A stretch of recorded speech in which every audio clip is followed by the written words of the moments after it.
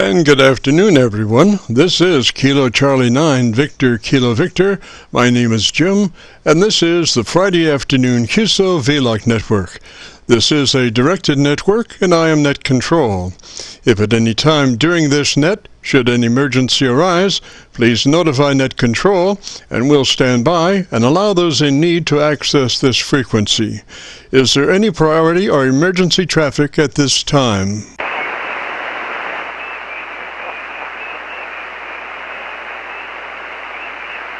And hearing nothing, we will continue. This net is all about ham radio and being all that you can be. That's what our Qso-Vlog network is all about, trying to help people achieve the best sounding station possible. Thanks for dropping by.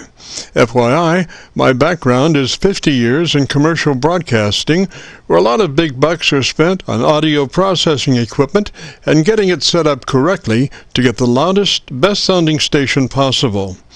Well, long story short, when I became a ham radio operator, I could hear immediately a large discrepancy in on-air technical proficiency. A lot of stations were running with very poor mic equalization, very muddy, with little articulation. And as I continued to work stations, I realized most of the stations were also running very low average peak modulation, many around 30% of average peak modulation. So with my background, I felt I could help, or at least try. I knew that most modern-day ham transceivers did have enough onboard processing equipment to be able to overcome most all of the problems. So it would just be a matter of developing a generic dynamic range setup procedure and then adjusting the onboard EQ gear. And so I started the Qso-Vlog network with the phrase, "If you have a radio you want to check out, give us a shout." And today we're currently featuring over 2,400 Qso-Vlog Aircheck recordings. And you can access these recordings by going to YouTube and doing a call letter search for KC9VKV followed by the word logbook. That's Kilo Charlie 9 Victor Kilo Victor followed by the word logbook. And we also have a new series called KC9VKV Highlights. That's Kilo Charlie 9 Victor Kilo Victor followed by the word highlights on a YouTube search. These are some of our less technical and more human nature philosophical kinds of QSOs. That's KC9VKV Highlights on a YouTube search, where we celebrate a 50-year career in commercial broadcasting, a 50-year journey from a 5-watt pirate radio station as a 12-year-old to production director of a major 50,000-watt AM broadcast facility. And the thing that makes this truly a unique story is that I have the actual audio masters from all along the way, over 2,600 shows, including many full-length major music concerts and radio documentaries. You'll have to check it out and subscribe. Jim's Radio Story on a YouTube search.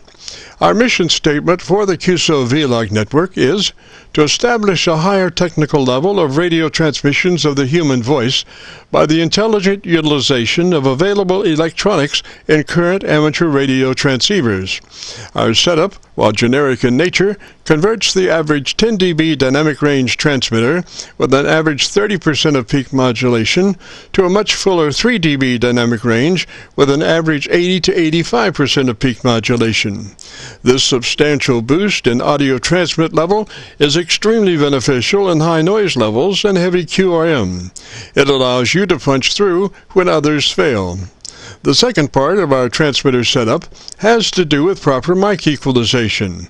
We're looking to optimize the transmitted voice for a higher degree of intelligibility through the use of EQ patterns that bring out the articulation aspects of the human voice. Again, why need to hear the voice if you can't understand the words? Also this afternoon on the receive side, we're running 4 Internet SDR receivers, monitoring New York, Pennsylvania, Georgia, and Virginia, trying to get the best copy from our 100-watt friends. Now the audio from these 4 SDR receivers comes up on a 6-position rotary selector. Also on this selector is our local receiver audio.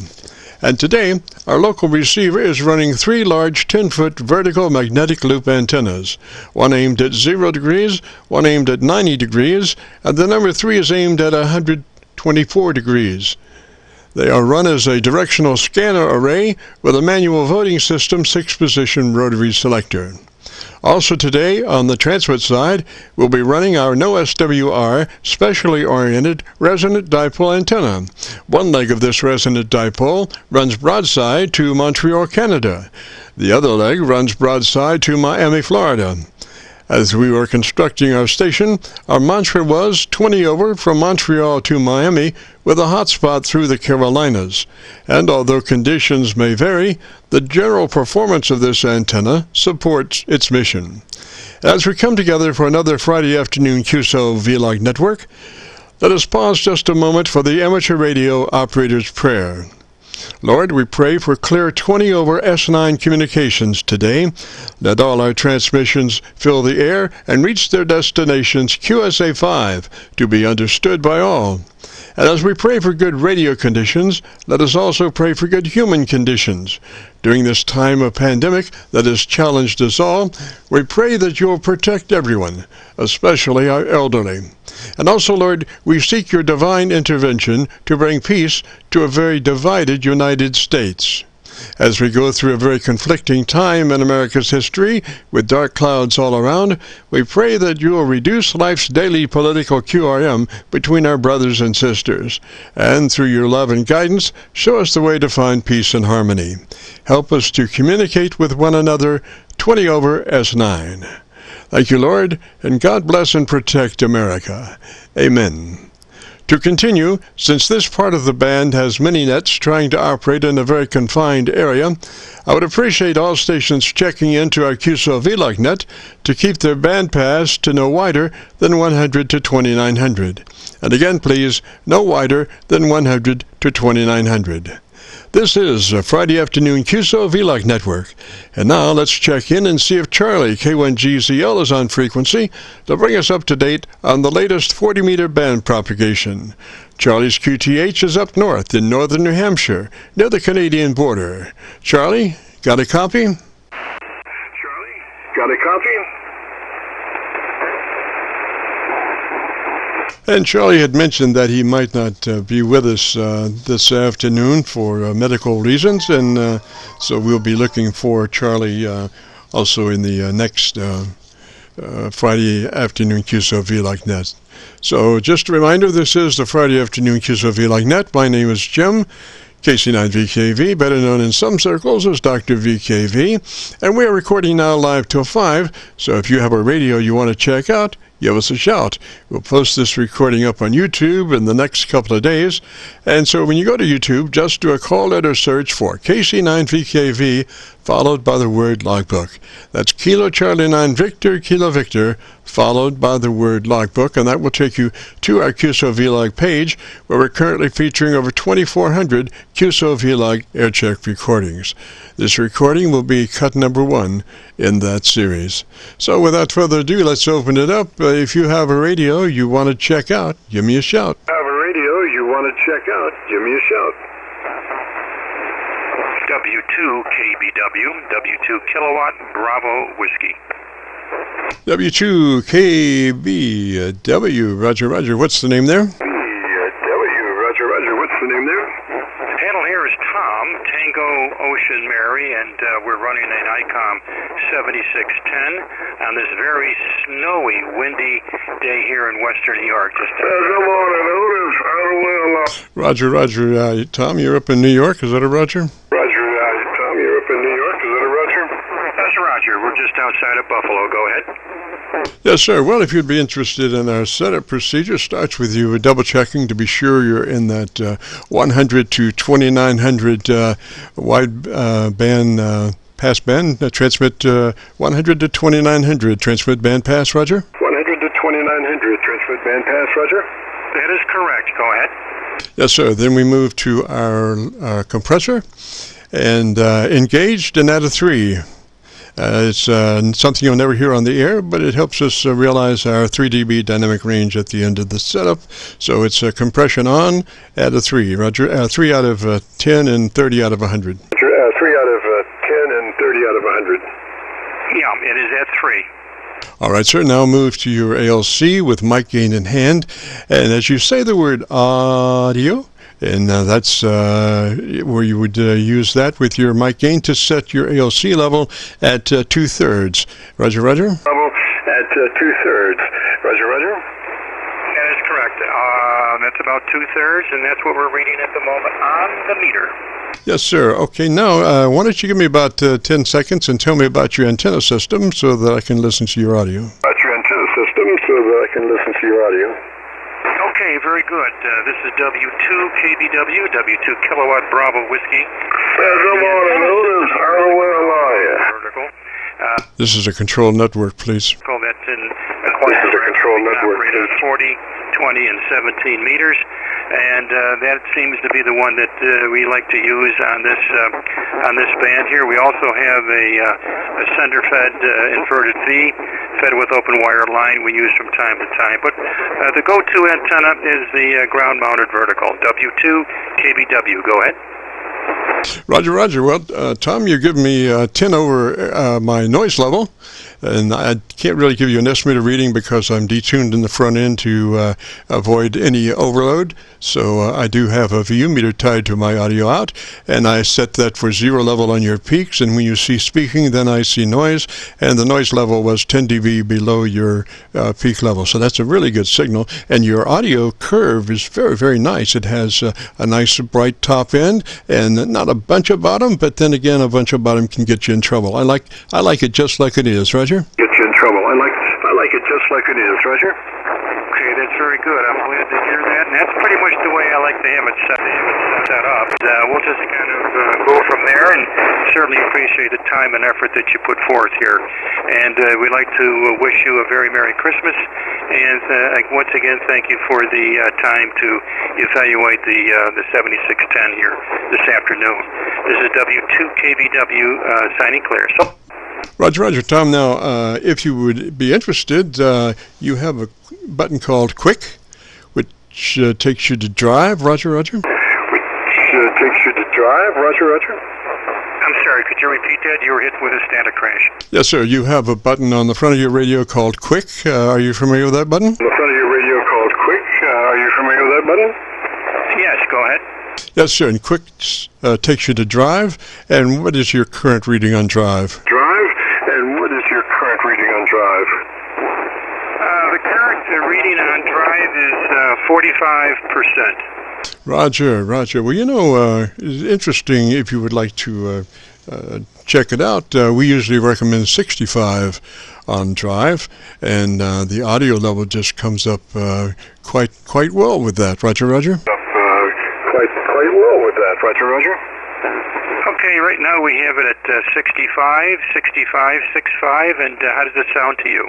Oh, just beautiful, just beautiful. And also your dynamic range is about 3 dB, which means that your average percent of peak modulation is between 80 and 85%, Roger. Is between 80 and 85%, Roger. Roger. Okay, well, I thank you for that adjustment. We'll keep the drive as you suggest, and we'll just kind of go from there. Yes, sir. I think you'll enjoy that. Now, I think your listeners will enjoy that also. So 73 there, Tom, and we'll be posting this recording up on YouTube, so you'll be able to hear your beautiful audio.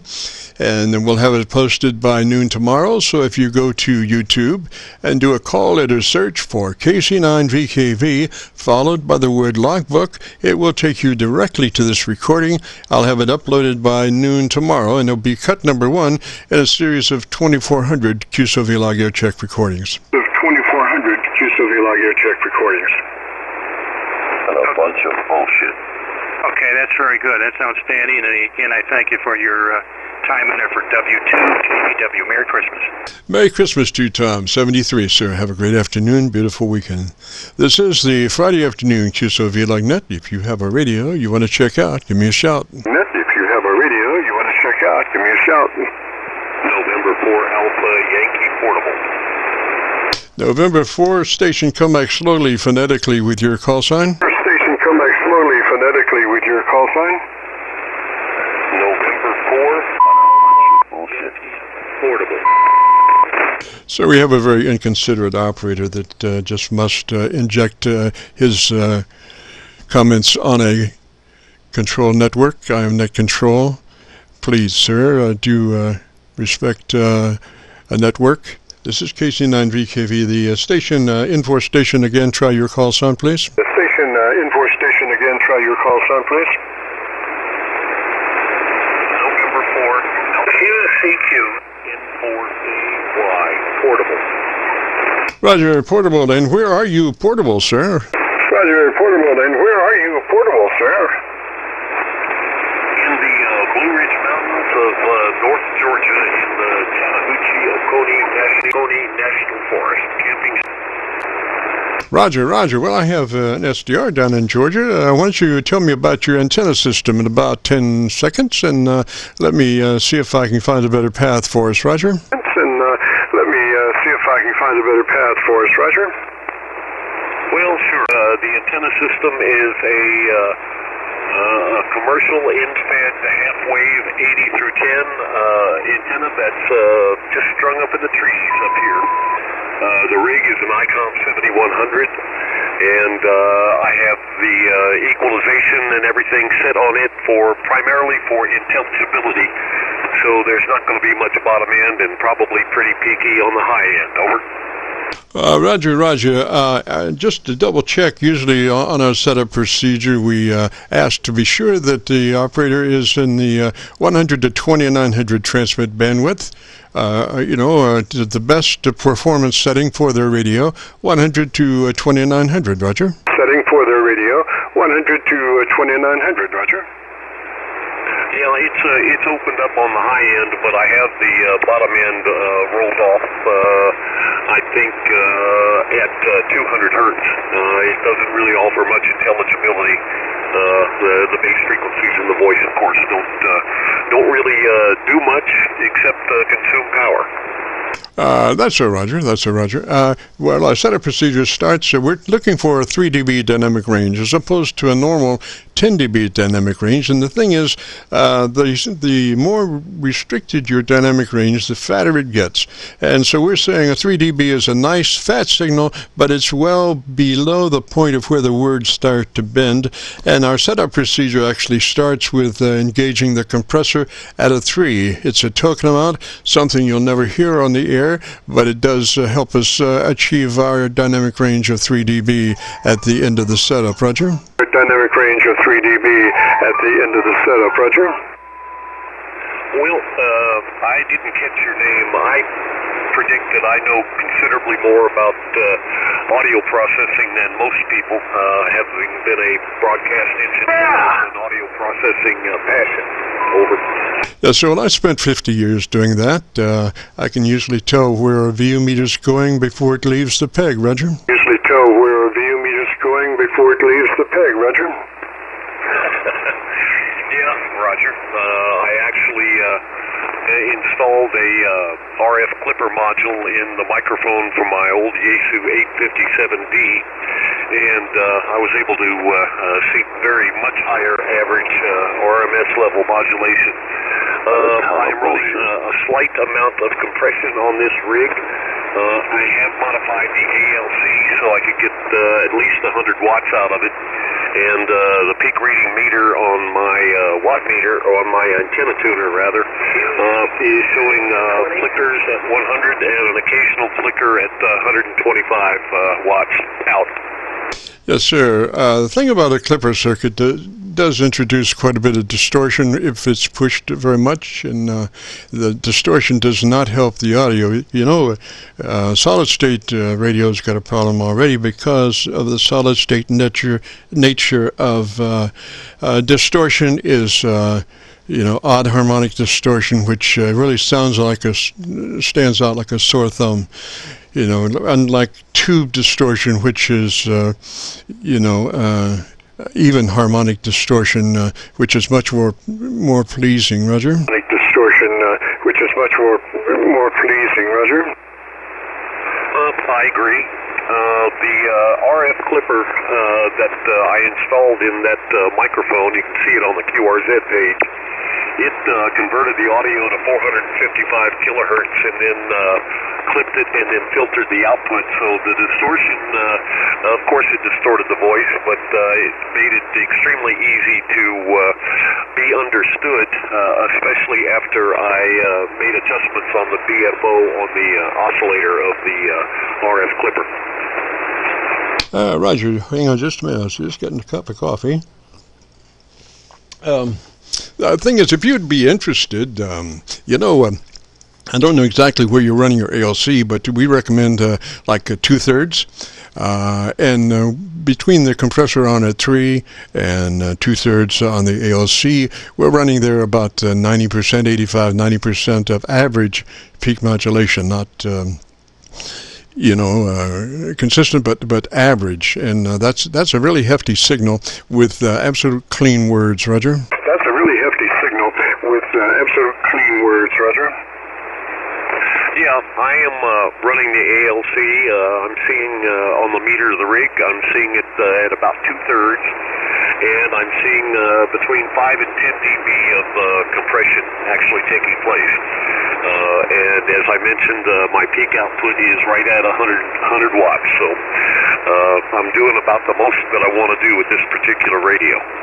Yes, sir. And I think if you have a way of activating and deactivating your clipper circuit, I would say that your average modulation would be the same with the clipper circuit in or out.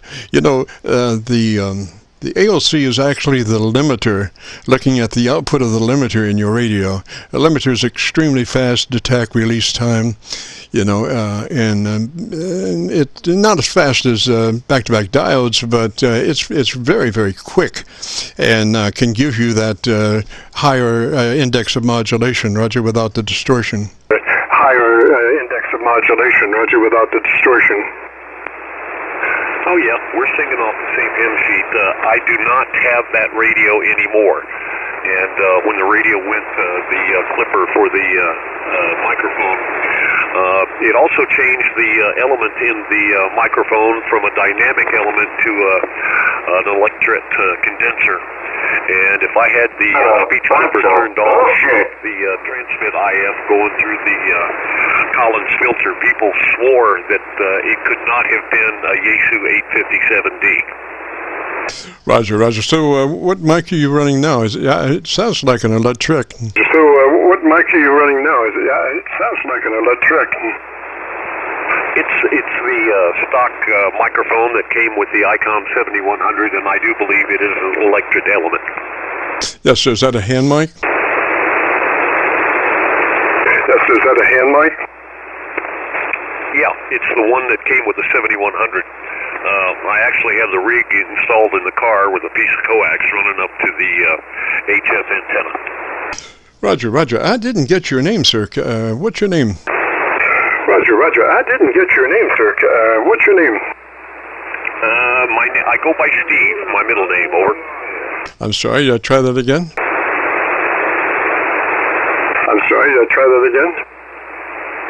I go by my middle name. Bunch of bullshit. Tango, Echo, Victor, Echo. We have somebody that is just dying to make comments, sir. They don't know how to respect a directed network. Unfortunately, they are QRMers. We got them. Just the problem is how to get rid of them. Very inconsiderate folks. Anyway, sir, could you come back with your name one more time? Could you come back with your name one more time? It is Steve, Sierra Tango Echo Victor Echo, and I've learned that the best way to deal with QRMers is just to ignore them.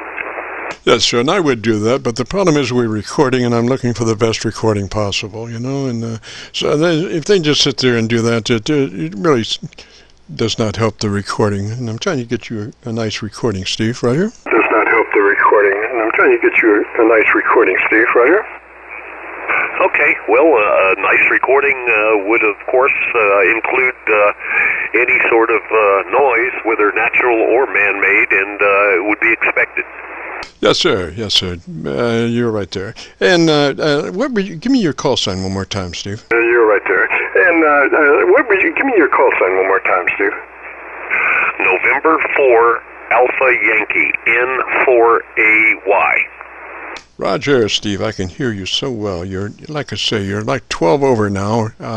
I'm using a Georgia SDR, and you must be down the block from that thing, Roger. SDR, and you must be down the block from that thing, Roger. Is that the one in Dahlonega, Georgia? I'm not sure right now. Sometimes I use Simmons Island. That's another good SDR, Roger. Sometimes I use Simmons Island. That's another good SDR, Roger. Okay, I think the University of North Georgia has an SDR in Dahlonega, and that is approximately 10 miles south of me, so could be some good ground wave getting into that one. Yes, sir. Yes, sir. This is doing no phasing, so you're no fading, so you're just a very good signal. And if you'd like to hear your beautiful audio, if you go to YouTube and do a call letter search for KC9VKV followed by the word logbook, we'll take you to this recording. This will be cut number 1 in a series of 2400 on a YouTube search, and we'll have it uploaded by noon tomorrow. Roger. YouTube search, and we'll have it uploaded by noon tomorrow. Roger.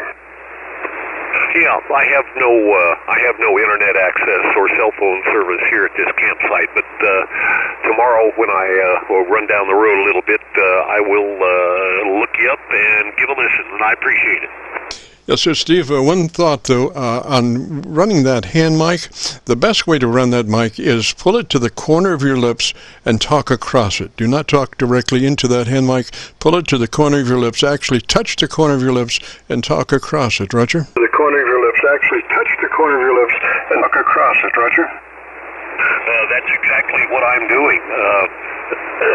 As a broadcaster, both engineering and on the air side in places like Washington, D.C. and Chicago, I do know an awful lot about mic technique, and I do always talk across this mic unless I'm moving around a little bit. Yeah, Roger, Steve. I did hear a couple of plosives, so I thought I might mention to that to you, Roger. Hear a couple of plosives, so I thought I might mention to that to you, Roger. Yeah, I'm well familiar with microphone techniques from everything from Neumann and Telefunken condensers to dynamic mics of shapes and sizes. Roger. Just running around. I'm running 4 internet SDRs. Went up to Milford. Not quite as hot as Georgia, and I went down to Arlington. And again, you're hottest on that Georgia SDR, Roger. Why don't you come back and tell me the best thing you like about your radio? Let me go to my local antenna and see what we got there, Roger. Like about your radio? Let me go to my local antenna and see what we got there, Roger. Okay. New at a real good price a couple of years ago. And what I like about it is I have the actual body of the radio under the front seat along with an LDT automatic tuner. And I do like the touch screen and the fact that I can look at, if I tell it to, I can look at the SWR, how much current the rig is drawing, the power output, the ALC, and the amount of compression. I can see all that on the touch screen all the time. And I do like that feature. It's a shack in a box. I can do VHF, UHF, 6 meters, and HF without any trouble at all. Roger, Steve. Well, I do have a nice copy on you on my local antenna, my dipole. That is a very wide range receiver, good from 400 to 2900, and you're very nice there. You can really tell the difference between the SDRs, which usually roll off at about 250 cycles or so. This is full range on my local antenna, so you have the option in addition to listening to that on the recording. Roger? Oh, Roger. Yeah, well, that'll be an interesting comparison. When I was setting up the RF clipper in the other microphone with the other radio, I would dial up an SDR and then make my adjustments on the microphone while listening. They come in pretty handy. Over. Yes, sir. I'm going back to Georgia SDR. Also, there is a spectrum analyzer tied to the output of the receiver, so you'll be able to see that also as you speak and as I speak. And just a word of explanation for the meter. It has one white mark on the left side, which denotes 100 cycles. First mark to the right side is 1K. Then there's a black mark, which is 2K, and then another white mark, which is 4K. So you'll be able to understand what the meter's doing, Roger. Which is 4K, so you'll be able to understand what the meter's doing, Roger. Oh, sure. Yeah, I've played with the spectrum analyzers on the SDRs before, and it is can be very helpful for what you're trying to do. Yes, sir, Steve. Well, let me say 73 to you, sir, and you have a great afternoon, beautiful weekend, and just a gigantic Christmas, Roger. Good afternoon, beautiful weekend, and just a gigantic Christmas, Roger. Roger. By the way, the temperature here are high for the day, at least as indicated on the thermometer in the car, is 11 degrees, and the wind is blowing like stink. And the Weather Service said the wind chill was about 5 below zero. Yes, sir. I think we're at about 3 or minus 3. I'm not really sure. Somewhere in there, but we've gotten all the batches hatched down, or hatches battened down. Everything's copacetic, and we're doing fine on the nice chilly afternoon. So 73 to you, sir, and we'll catch you down the line, Roger. So 73 to you, sir, and we'll catch you down the line, Roger. Roger. Well, you have a great afternoon, and try to stay warm. I am in a tent with a 7-foot by 7-foot floor. That's my space, 49 square feet at the bottom of the tent. And I do have a Mr. Heater, Buddy Heater, to keep me warm. Temperature outside was 13 this morning, and it was 70 inside the tent. I was wearing a T-shirt, quite comfortable. Anyway, have a great afternoon, and enjoy the Qso KC9VKV from N4AY 73. Roger. Steve, is that the big buddy or the little buddy? Kilowatt Bravo 4 Papa Tango Japan. It's just the buddy. I have the one with 2 elements, but this is just the one with the 1 element. And if the temperature is much above 30 degrees, even with the heater on low, it gets too hot in the tent. Yes, sir.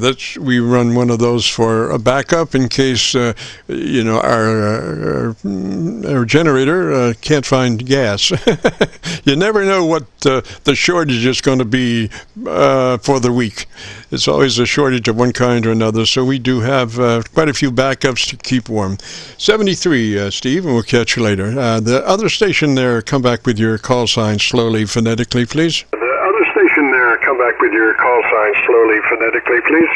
Hang on a second. Yeah, this is KB4PTJ, Williamsburg. How you doing?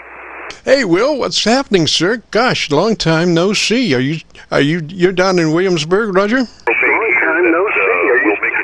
You're down in Williamsburg, Roger? Yeah, Roger, yeah. Yeah, down south where it's cold, buddy. Yes, sir.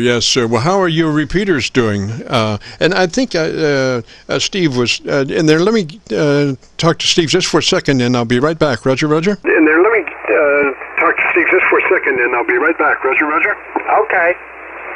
Yeah, I just wanted to clue you into an add-on that I did to my Buddy Heater, and that was I got a wood stove fan, a thermoelectric fan, and just got a couple of clips and clipped it onto the top of the heater, and by moving that air, it is very, very efficient.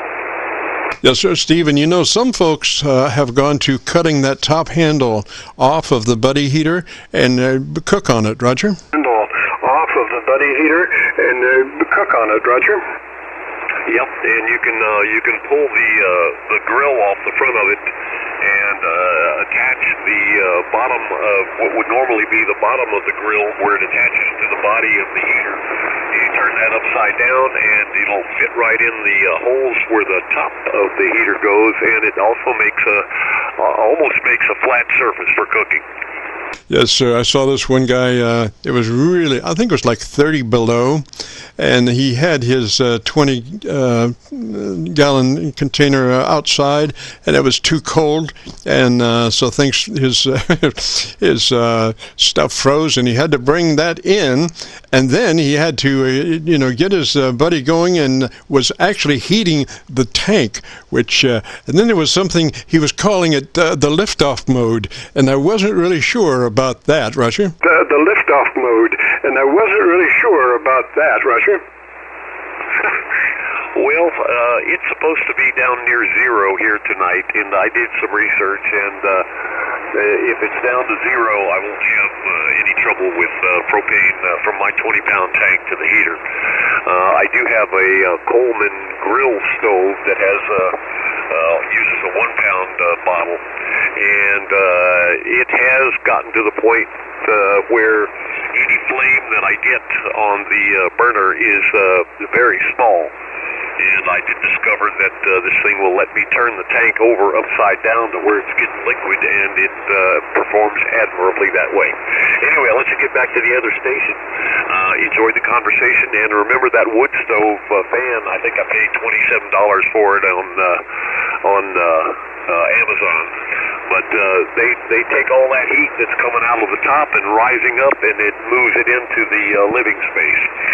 73. KC9VKV N4AY portable. Roger, Steve. 73, sir. Good thoughts about staying warm, and that's the most important thing on a day like today. Hey, Will, you still there, sir? Day like today. Hey, Will, you still there, sir? Yeah, how am I sounding to you up there on the old Pro 3 ICOM? Sounds pretty good. We could probably get you just a little bit fatter if you might be interested. The first thing would be to be sure you're in that 100 to 2900 transmit bandwidth, Roger. That 100 to 2900 transmit bandwidth, Roger? Yep, I think that's where I got it set, if I could see it here to activate it. Roger, be in settings, Roger. Roger, be in settings, Roger.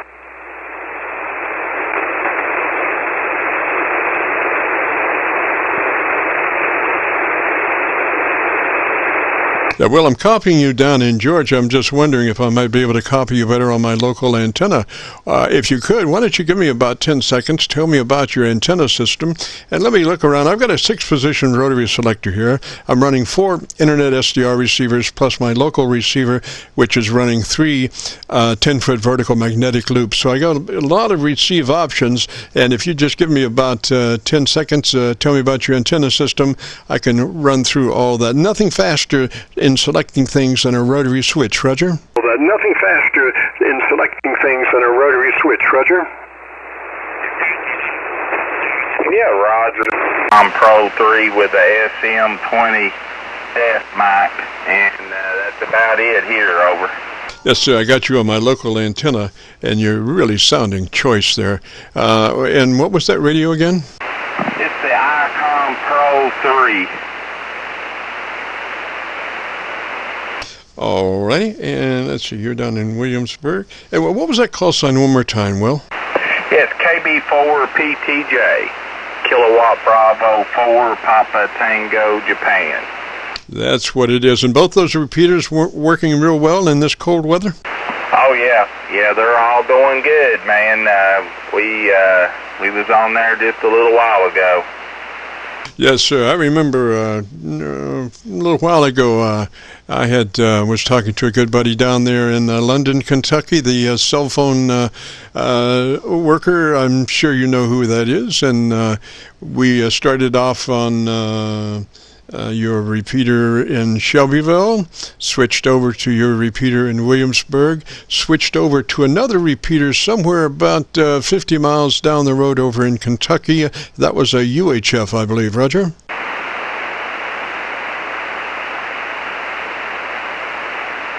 Yep, that's correct. We got one down in Carrollville, Tennessee, about 3,500 feet. Yes, sir. Yes, sir. Well, it just was beautiful. You know, you can probably stay in communication with your mobile units for, you know, God knows how long if you just know the right repeaters and you're, you know, set up for that excursion. You know, I have one radio that's set up for I-65 North and one set up for I-65 South, Roger. Oh, yeah. I can't get into that stupid menu, man. I've not fooled with that in a while, so I'm trying to get into it to look at that TX bandwidth.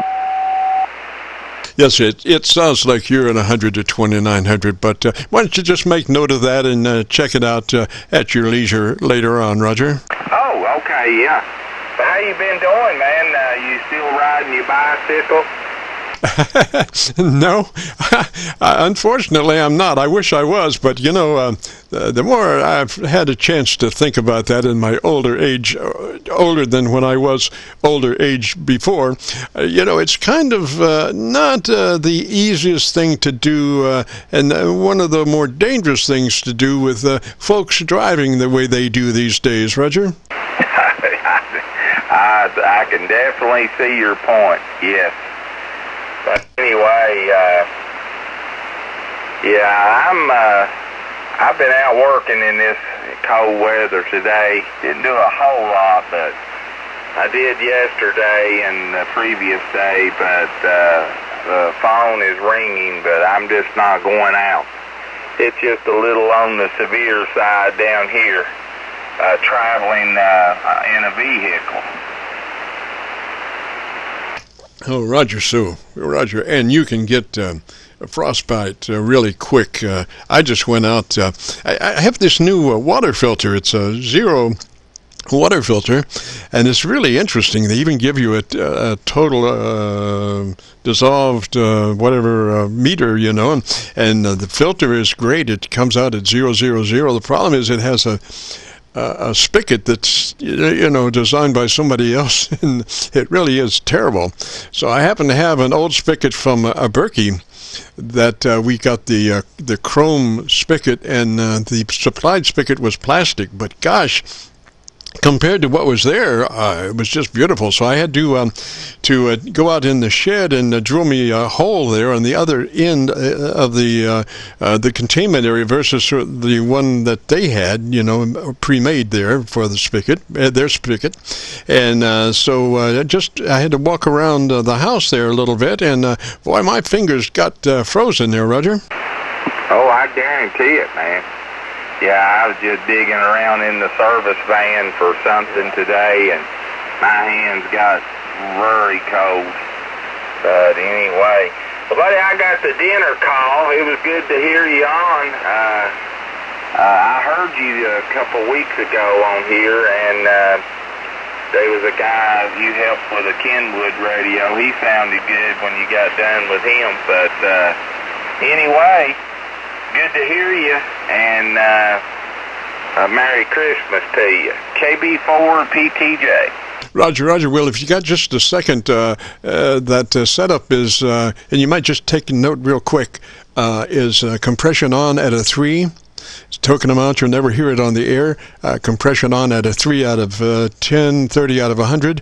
Then move to your ALC with mic gain in hand. And as you say the word audio, adjust your mic gain until your ALC is running 2/3. Audio, mic gain turn up or down to where your ALC is running 2/3. And you will be running 80 to 85% perfect words then. And I would go 2 clicks additional treble EQ from where you are, Roger. Okay. I appreciate that. I made a note of that. Definitely will do that. Yes, sir. I think that's, you know, your audio just needs just a touch more top end for articulation.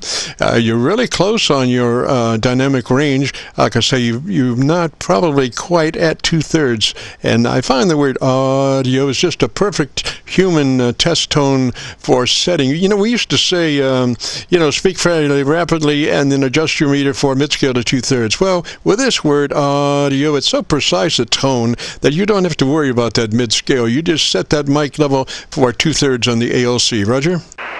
Roger. We got you, buddy. Well, I appreciate it. KB4 PTJ. Roger, Roger, Will. 73, sir. Stay warm down that way, and we'll catch you later. If you get a chance and you want to hear your audio, if you go to YouTube, do a call letter search for KC9VKV, followed by the word logbook. That will take you to this recording. It'll be cut number 1 in a series of 2,400 Qso-Vlog Aircheck recordings, and I'll have it uploaded by noon tomorrow. Roger? Hey, Roger, we'll check it out. Yes, sir. 73. Well, you have a great afternoon, beautiful weekend, and Merry Christmas. This is KC9VKV, the Friday afternoon Qso-Vlog net. If you have a radio you want to check out, give me a shout. If you have a radio you want to check out, give me a shout. November 2, Mike, X-ray with a quick question, Jim. November 2 station, come back really quick with your call sign. November 2 station, come back really quick with your call sign. The call sign is November 2, Mike, X-ray, November 2, Mike, double X-ray. And I just have a quick question for you, sir. Yes, sir, Mike, X-ray, go ahead. Yes, sir, Mike, X-ray, go ahead. Good afternoon, Jim. Name here is Dave, Delta Alpha Victor Echo. I'm in central New Jersey, November Juliet. I've seen your videos. I just have a quick question for you regarding the SDR setup that you have with that rotary control. I'm curious how you achieve that. Are you using multiple computers? Are you using the same computer with different sound cards? How are you switching between SDRs in that fashion? It's a really interesting system. I'm just curious. Go ahead. Yes, sir. I'm running 4 Fire tablets, Amazon Fire tablets, 4 of them, and it just works so beautiful. I'm running 2 on the low band Wi-Fi and 2 on the G Wi-Fi, and they're just all 4 sitting in front of me. Roger, Roger. Wi-Fi, and they're just all 4 sitting in front of me. Roger, Roger.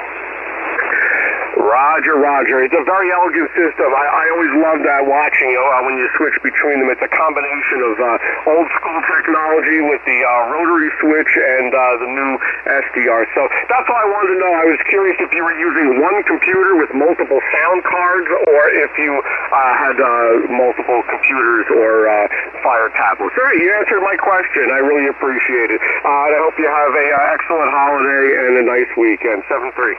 Yes, sir, Dave. Now, you might be just a little hot in your audio, sir. It looked like you were around 1.5, 2 dB, pretty hot.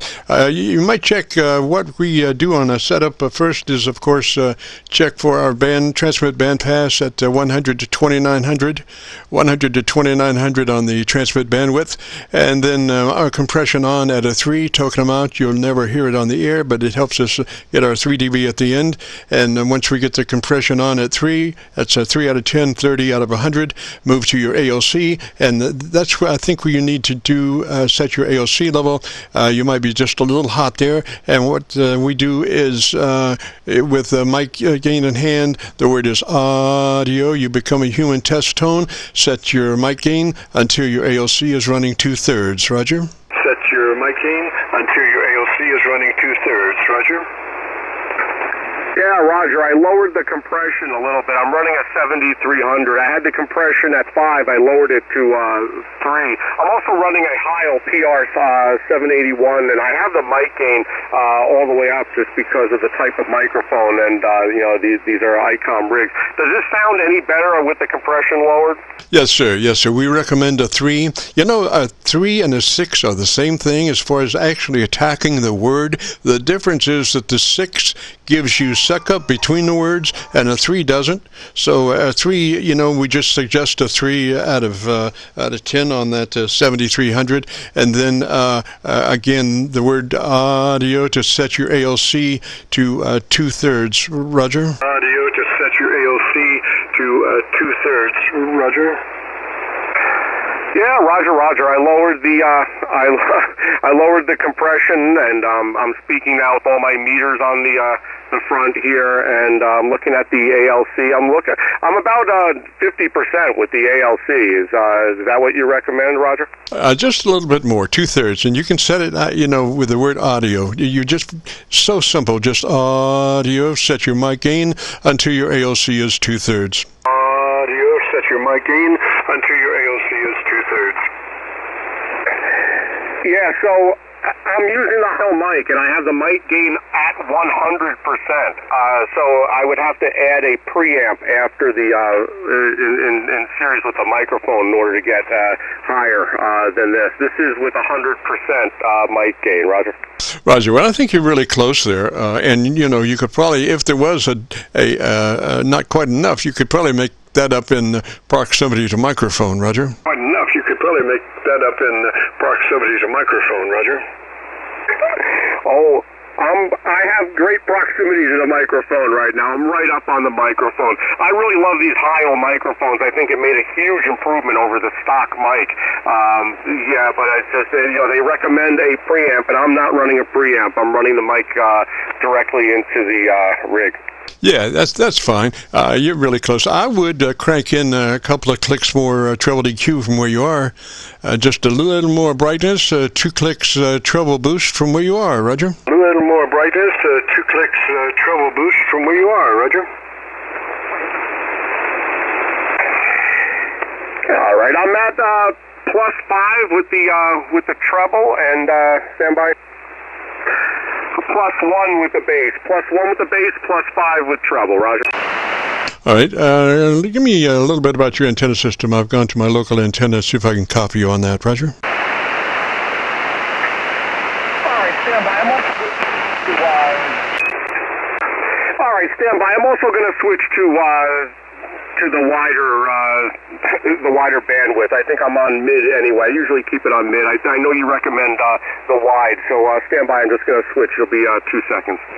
Yes, sir, Dave. The wide gives you the best performance for that radio. And the thing is, when you go to mids, you may think you're getting more contact for getting through the QRM, but the problem is, when you go to mids, you're rolling off the top end of your audio spectrum, and that is the most critical thing that you can have.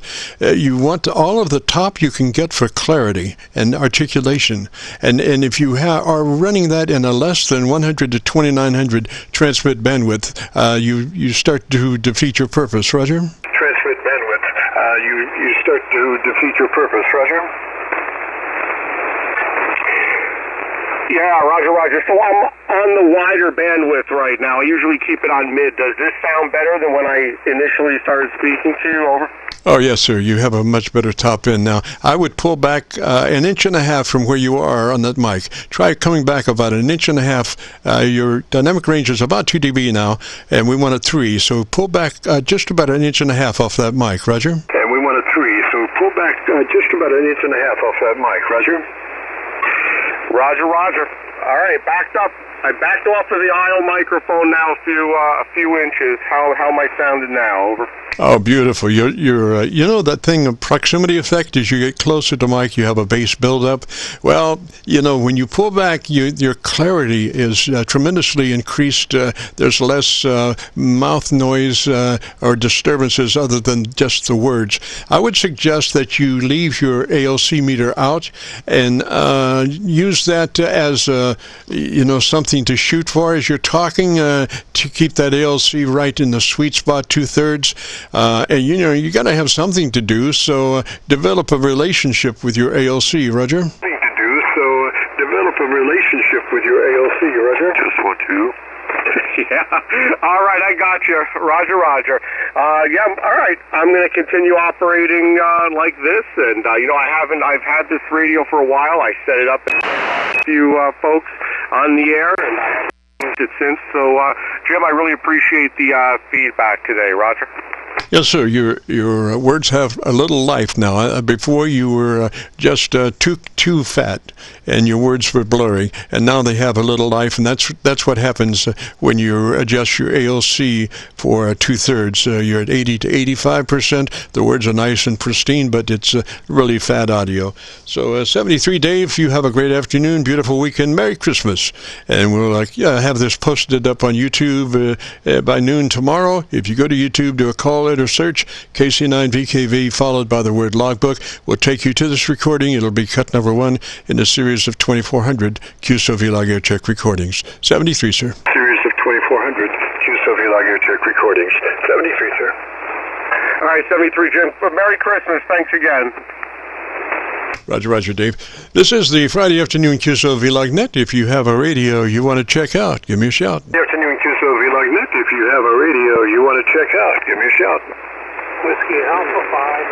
November Delta 9 Tango.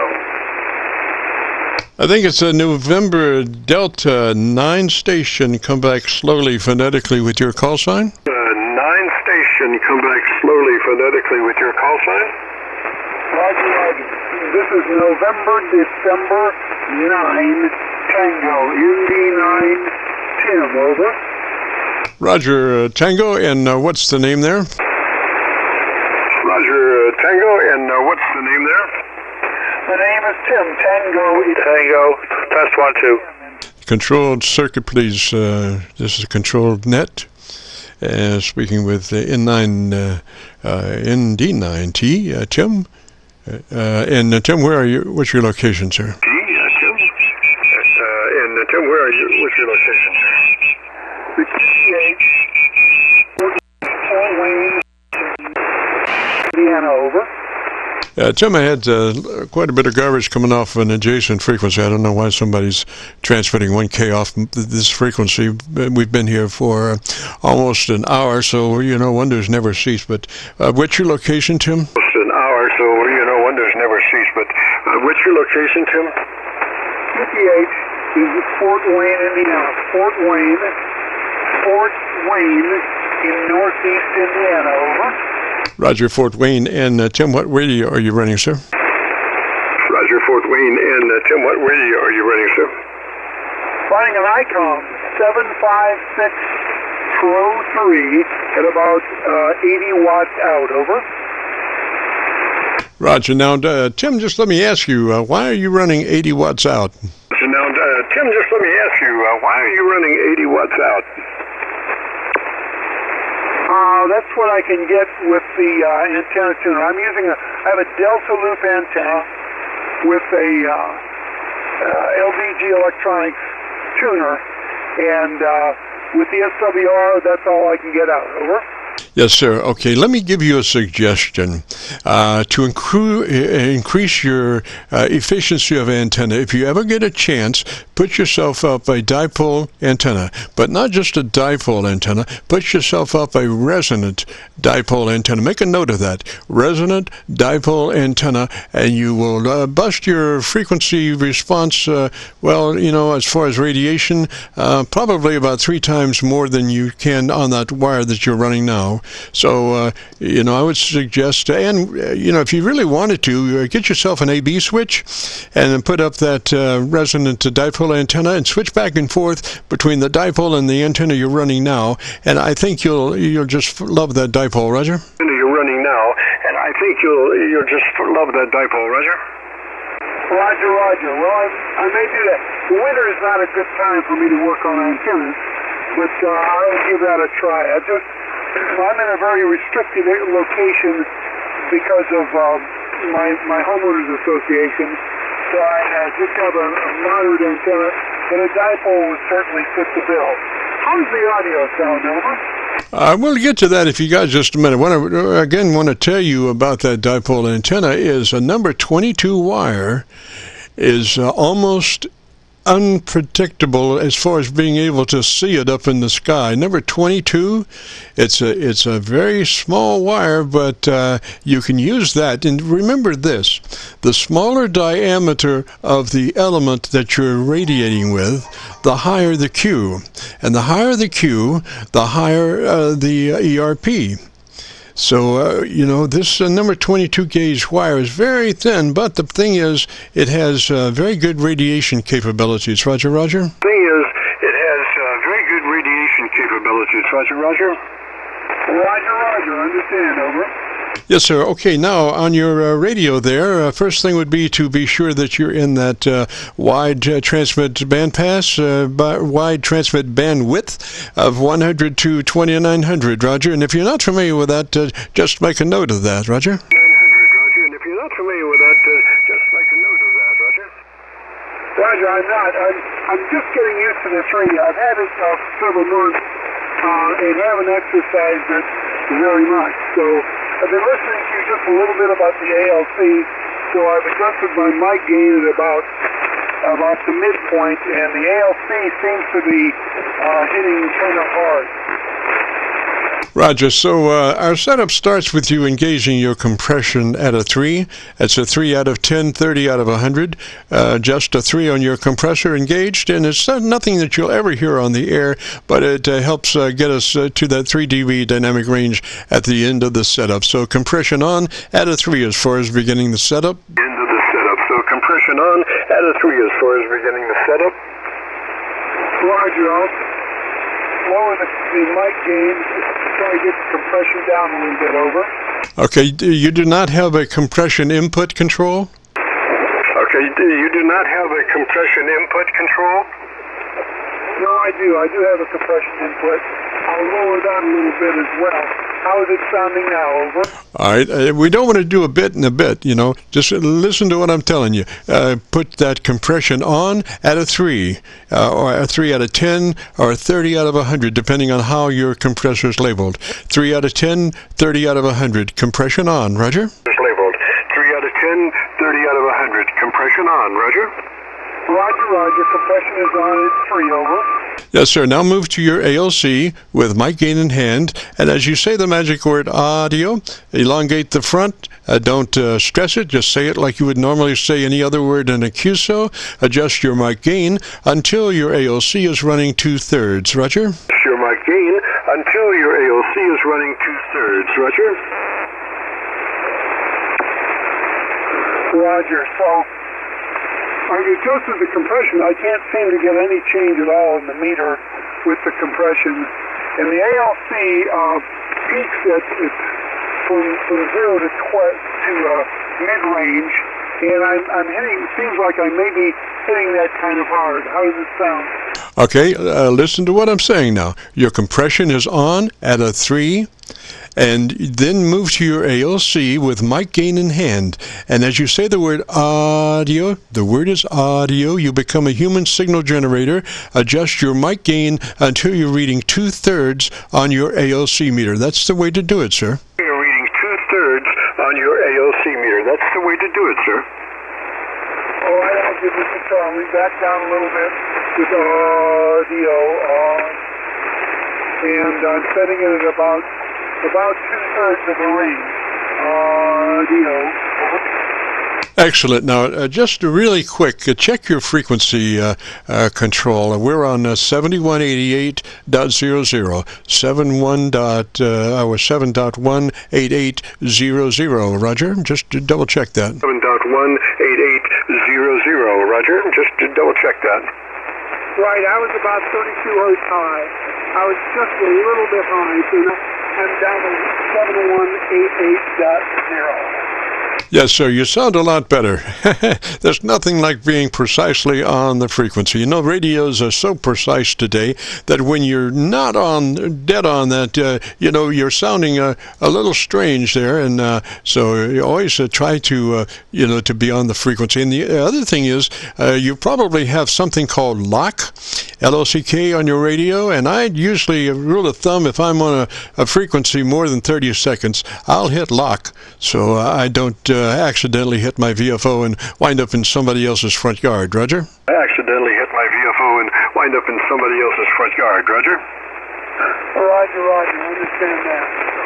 All right, well, I need to play a little bit with my radio, become more familiar with it. And I hope it improves the sound. Say into this range, I hope it improves the sound of the audio.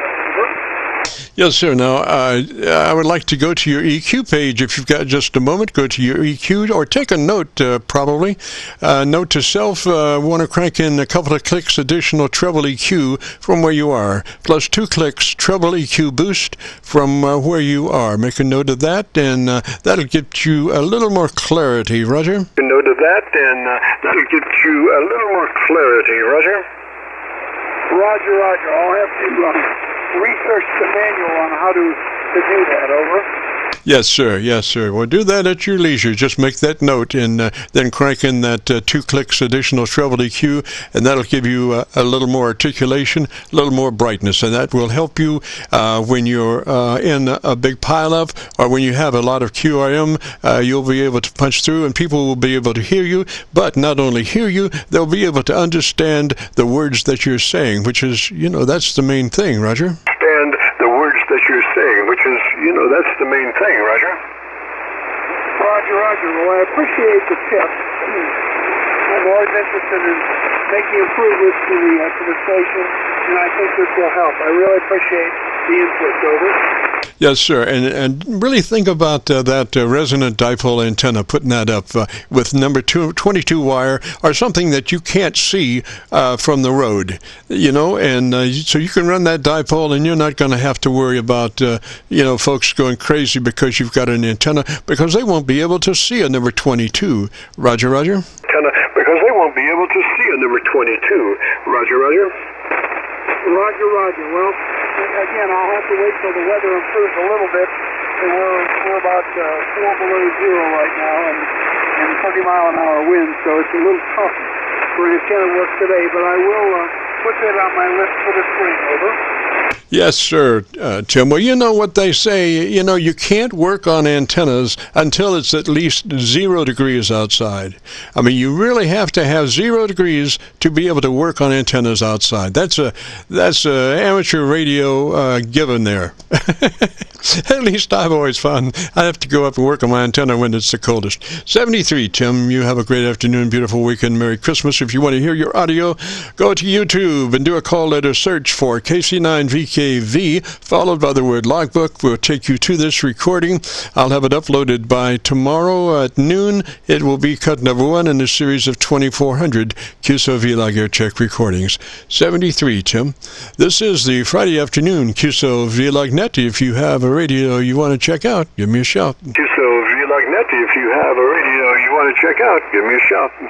Kilo 9, Victor Juliet Romeo. Here is Whiskey Alpha. Kilo 9 station, come back slowly phonetically with your call sign. Kilo 9 station, come back slowly phonetically with your call sign. That's Kilowatt 9, Victor Juliet Romeo. What's up? Victor Juliet Romeo, Roger, and what's the name there? Victor Juliet Romeo, Roger, and what's the name there? The name is Vern, Victor Echo, Roger Nancy, and we're on the other end of the state of Indiana, up in the northwest corner, town of Crown Point. Roger, VJR, and what's the radio that you're running? JR, and what's the radio that you're running? We're on the 7300, Jim, and we're on a long wire, and we're running the Sugar Baker 200, driving it with, let's see here, 65 watts. Over. Yes, sir.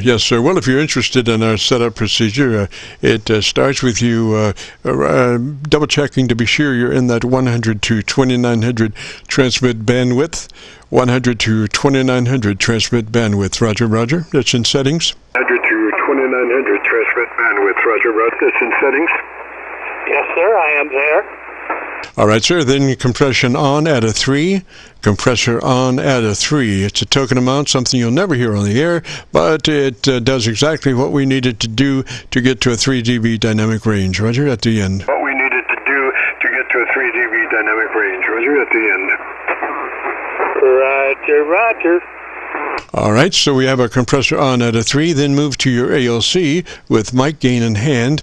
And as you say the magic word, audio, don't stress it, just say the word, stretch out the front of it, audio, and use that and manipulate your mic gain until your ALC meter is reading 2/3. Roger? Your mic gain until your ALC meter is reading 2/3. Roger?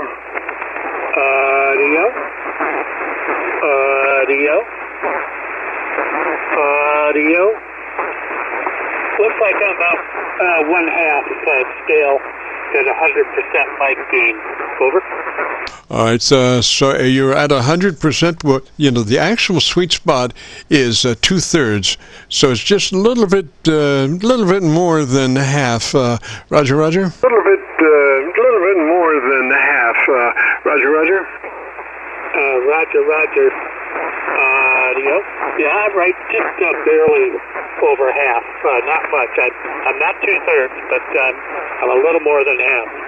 And your mic gain is at 100 right now? And your mic gain is at 100 right now? Roger that. Using a Heil headset, the PC6 element dynamic. Over.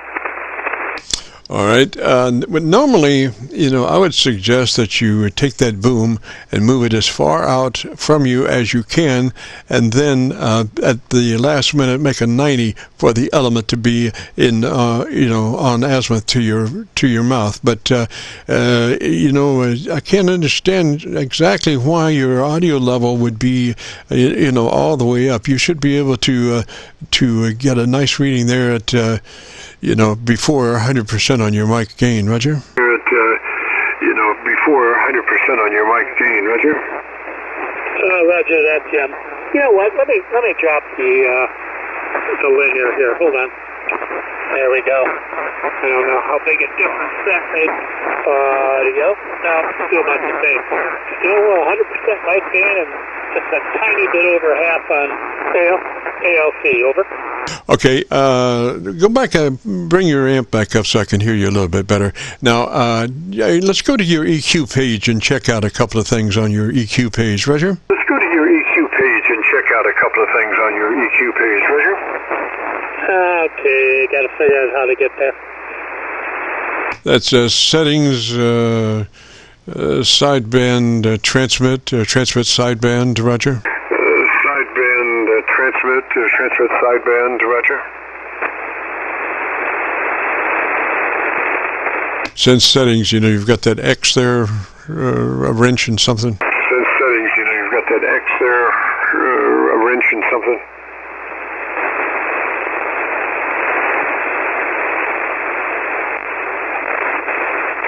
Okay, got transmit bass, transmit treble, TBW wide. Is that the right place? Yes, sir. TBW wide is great. Now, what is the settings on your bass and your treble EQs? What is the settings on your bass and your treble EQs? +1 bass, +5 treble. Yes, sir. That's pretty good. Try shaking your. Well, gosh, that's not going to help. Try pulling your boom mic a little bit closer to your lips there. About an inch closer than where you are, Roger. About an inch closer than where you are, Roger. Okay, Jim. Yeah, it's a headset, so the mic is right up next to my lips. Yeah, now put it back where it was. It was a lot cleaner back where it was. You have quite a bit of mouth noise there. That mic have a windscreen on the boom, Roger? Sir, that mic have a windscreen on the boom, Roger? Yes, sir, it does. And I moved it out about maybe an inch and a half away from my lips. Yeah, I would run it like that, and just keep an eye on your ALC, and we want to try to get that at 2/3 if we can. If not, just keep that mic gain, I guess, up at 100, Roger. And you might think about getting yourself a outboard processor. There's quite a few that have EQ compression and stuff like that. That would help you. Matter of fact, why don't we do this instead of a 3? Go back to your compressor. Instead of a 3, bring that up to a 4, because you're really light on your excitation coming in from the microphone. So because you're at 100%. So go to a 4 compression level on your compressor there, Roger. 4 compression level on your compressor there, Roger.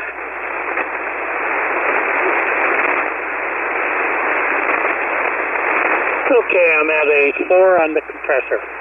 All right, now tell me about the best thing you like about your radio for about 10 seconds so I can listen to you. Tell me about the best thing you like about about your radio for about 10 seconds so I can listen to you. Well, it's definitely spoiled me, Jim. I've got a Collins S line sitting here on the bench right next to me. And I rarely get on the Collins anymore because the 7300 is just so easy to operate. Over.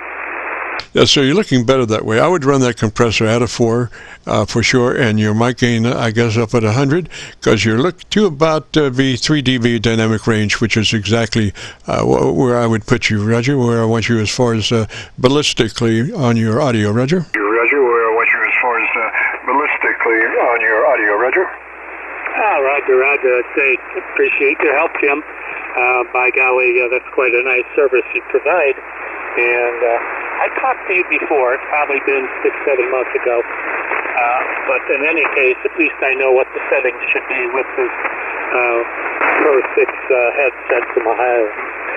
Have a great day. Merry Christmas to you, Jim. And a Happy New Year. K9 Victor Juliet Romeo. Will be clear. Roger Vern 73, sir. And if you want to hear your audio, if you go to YouTube and do a call letter search for KC9VKV, followed by the word logbook, that will take you to this recording. It'll be cut number 1 in a series of 2,400 Qso-Vlog Aircheck recordings, and I'll have it uploaded by noon tomorrow. 73, Vern, and we'll catch you later. Have a Merry Christmas. This is KC9VKV, the Friday afternoon Qso-Vlog net.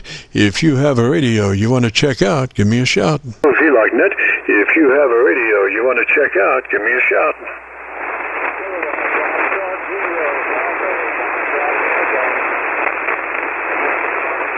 This is KC9VKV. There's somebody way back in the back there.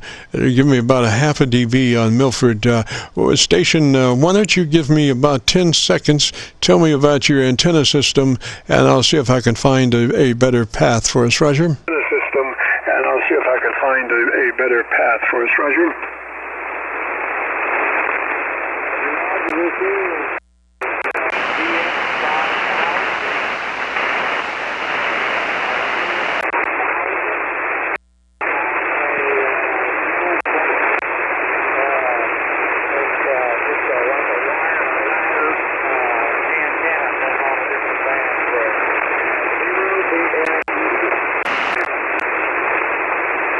All right, station, I went down to my Georgia SDR, and you were the hottest down there, but even at that, it was very weak. I have a thing that says if somebody is in the eastern part of the United States transmitting with 100 watts, they should be an S5 to S9 somewhere.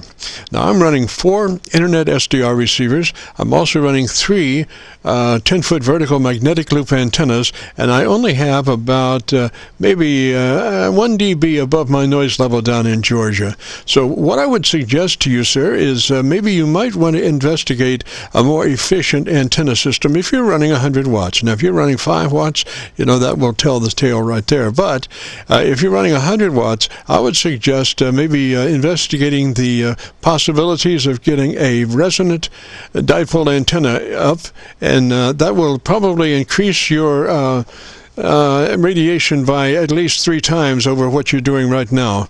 So, because like I say, I've been everywhere, and I have no copy on you except down in Georgia, and that's only about 1 dB above the Georgia SDR noise level. So I would make a note. I would investigate a resonant dipole antenna, and that way you wouldn't have to use an antenna tuner. You can just come right out of that radio right to the antenna. Roger. Come right out of that radio right to the antenna. Roger.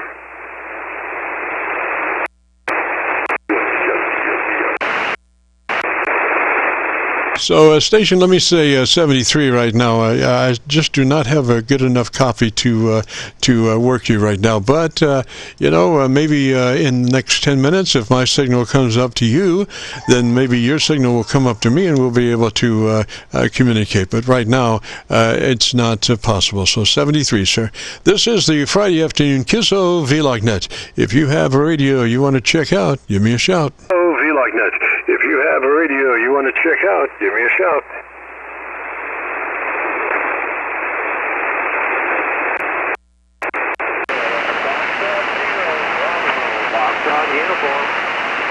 I heard a Foxtrot uniform on my local antenna. Foxtrot uniform station, come back slowly phonetically with your call sign.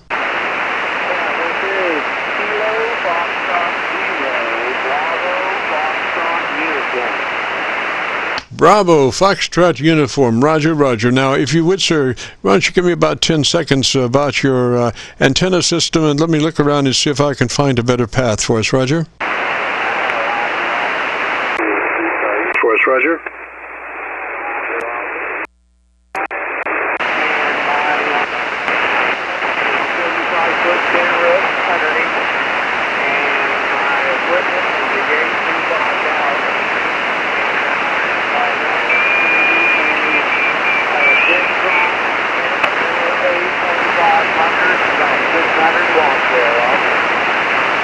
Roger, roger, Bravo, Foxtrot uniform. I'm on my local 0-degree, 10-foot vertical magnetic loop. I'm copying you about 2 dB above my noise level, so it's not a really good signal, but I think we can do a setup if you would be interested. It starts with you verifying and checking that you're in that 100 to 2900 transmit bandpass mode. Roger?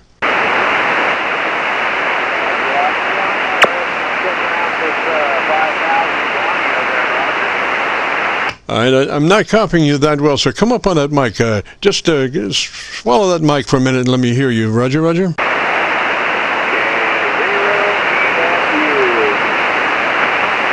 Yeah, still about a dB and a half above my noise level, so it's difficult. But if you've got a good copy on me, let me show you here just a second.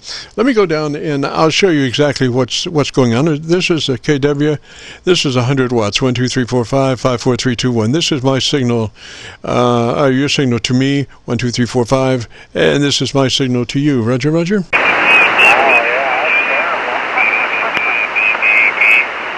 Roger, roger. Now, what we can do, we can still do the setup. If you've got a good copy on me, roger, roger. Yeah, I've got a good copy on me, but you're dropping out on me. That's what you're trying to show me how it sounded like, Roger. Okay.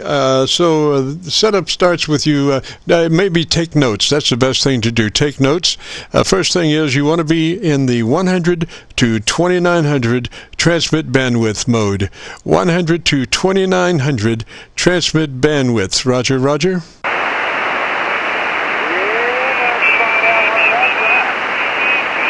All right. Just take notes right now. Roger, roger. All right, so 100 to 2900 transmit bandwidth, that's in settings. And take a note on that. Then move to your compressor. Compression on at a 3 out of 10, 30 out of 100. Compression on, 3 out of 10, 30 out of 100. Roger?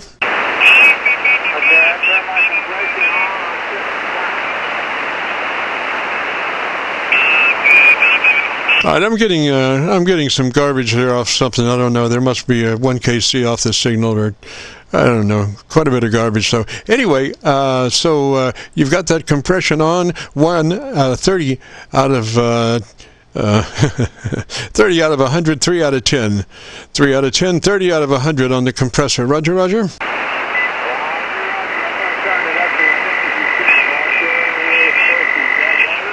All right, so now move to your ALC with mic gain in hand, and as you say the word audio, you become a human signal generator with that word. Say it, but don't stress it. Just say it as you would say any other word in a QSO. So you say audio, and with your mic gain, adjust your ALC to where it's running 2/3. 2/3 on your ALC by way of mic gain control. Roger, roger.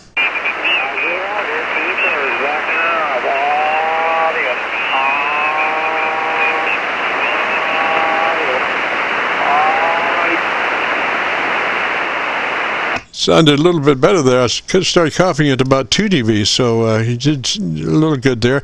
And now on your go to your tone control equalization page, tone control equalization page, add 2 clicks additional treble EQ from where you are, plus 2 clicks additional treble EQ from where you are on your treble control equalization or tone control. Roger? Trying to find what you're talking about. This is the Yaesu 5000. Roger, Roger. Okay, so Yaesu 5000, is that a Roger? Roger. All right, this is KF0BFU, is that a Roger? That is a Roger. All righty, and what's the name there? Come up on mic and give me your name again, please. Yeah, Michael. Roger, Mike, and whereabouts are you located, sir? I am located in Wichita, Kansas, Roger. Try one more time. Wichita, Kansas. Ah, Wichita, Kansas, is that a Roger? That's a Roger. Wow, Mike, you're making a great you're making a great trip for that location. I don't usually go north that much, but anyway. So let's see here, Mike in Kansas, and that 5,000. And I think you've got the setup there. Just refer back to your notes, crank in those numbers, and if you can, join us next Friday and see how all those numbers sound. Roger? Roger. Yeah, so you're saying I'm making a good trip. Where are you located at? We're down around Louisville, Kentucky. We're just across the street from Louisville on the Indiana side of the Ohio River. Roger, Roger? Roger. Well, you hearing me? I'm supposed to turn to in the mode that nothing was working. Did you turn a beam my way? No. We're running a dipole, a resonant dipole antenna. My SWR is 0.04, I think it is. You can't even see it. That's the beautiful thing about a resonant dipole antenna. Tremendously efficient, and you can, if you're persistent, you can take that SWR right on down to where you can't even see it. What I do is at the end, the tips of my dipoles, I run a thing called split bolts. Split bolts are bolts that are split with a nut, and then I dangle down about a foot piece of wire, starting with about a foot piece or half a foot piece of wire that runs 90 degrees to the dipole itself, and I connect that with the split bolt, and then I just start bending that that foot that's hanging down up and wrapping it back upon itself, and just on the negative side of the dipole, I use that to adjust my SWR, and then on the positive side of the dipole, I use that to bring me back onto the frequency that I'm looking for, and I keep going back and forth, low SWR, lowest I can get, then bring it back onto the frequency, then back to a low SWR, and you just work yourself down to a 0.04 on frequency. Roger? Roger. Yeah, this one here is running 1.5 on the SWR there, Roger? Roger. This is a 0.04. 0.04, so it's about 3 times cleaner, and you can run your amp directly to it, no loss in translation through an antenna tuner or that stuff. Roger? Yeah, Roger. Yep, I'm understanding. Well, so where did you say you were located? Just across the street from Louisville, Kentucky. Just across the street from Louisville, Kentucky, on the Indiana side of the Ohio River. Roger? Roger. So my equipment and every truck is making a, what do you got on me? 3.3 or what do you got now? All right, I'm copying you at about 3 dB above my noise level now. I'm running 3 10-foot vertical magnetic loop antennas, one aimed at 0 degrees, one aimed at 90 degrees, and one aimed at 134 degrees. And I run them as a scanner antenna, on a rotary switch. And I can run through those 3 antennas in about a second as far as, finding out what's hot and what's not. Roger? Roger. Well, sounds like you got a nice setup there, so you're helping people set up radios like old Jim does? I lost you on that one. You sank down just a little bit on propagation. Try one more time. Yeah, so you're helping people out with the radios up. That's pretty neat. You got a beautiful signal out here in Wheatfield, Kansas. Yeah, what is the signal? What is my signal out there in Kansas? You're a 5.7, and then it dips down to the propagation, then it comes right back up to 5.8, 5.9. You sound good. Yes, sir. Thank you so very much. And like I say, you're about, and I give you this because I'm running a RF low level in my receiver front end, so I cannot give you an S meter reading because my RF is down quite a bit to keep from being in distortion ever. But I am running a VU meter at the end of my audio out on my receiver, and I have your voice set for 0 level, and when you cease speaking, I'm seeing noise, and the noise is about 3 dB below your voice peaks. So that's a pretty good signal, Roger. I mean, you know, 10 dB over noise is a great signal, but I am able to copy you, Roger. Yeah, Roger. Well, I do thank you for picking me up, and I hope you have a great next year. This is Michael. Somebody needs their radio tuned up there, Roger. Yes, sir. I think you'll be a little bit better when you crank in those numbers that I gave you. And so if you get a chance, join me next Friday, Roger, and we'll see what it sounds like. Roger. I heard you still 22 wire for RF transfer on the wire is better than like 10 gauge. Is that a positive? Well, yes. You know, thing is, I'm not exactly sure how much power that 22 will take, but the thing is, you know, you're trying to get an antenna up, so you know, other people are complaining about antennas, and so you're putting up an antenna that nobody is going to be able to see from the road, Roger. Oh yeah, Roger. Yeah, I buried 3 telephone poles here behind the barn, and I got the pulley set at 33. And I have a 10-gauge wire that I'm going to run from my radio to the center, and then out there at the end I'm channelizing it with a 460 transformer, set behind the 234 volt straight to ground, and use the induction on the end of it. Roger, Mike. Well, you know, I would suggest, if you get a chance, to check out that, make a note of it, resonant dipole antenna. Resonant dipole antenna.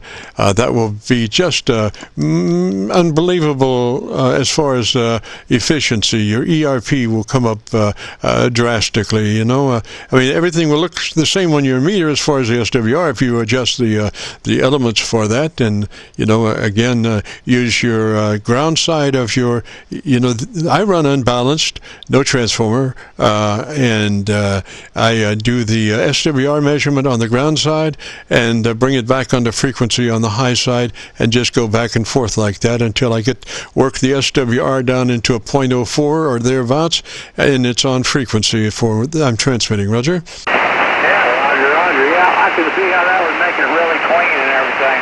Well, what I've got is these 3 telephone poles with this 10-gauge wire. You were saying the 22-gauge. I don't think the 10-gauge wire will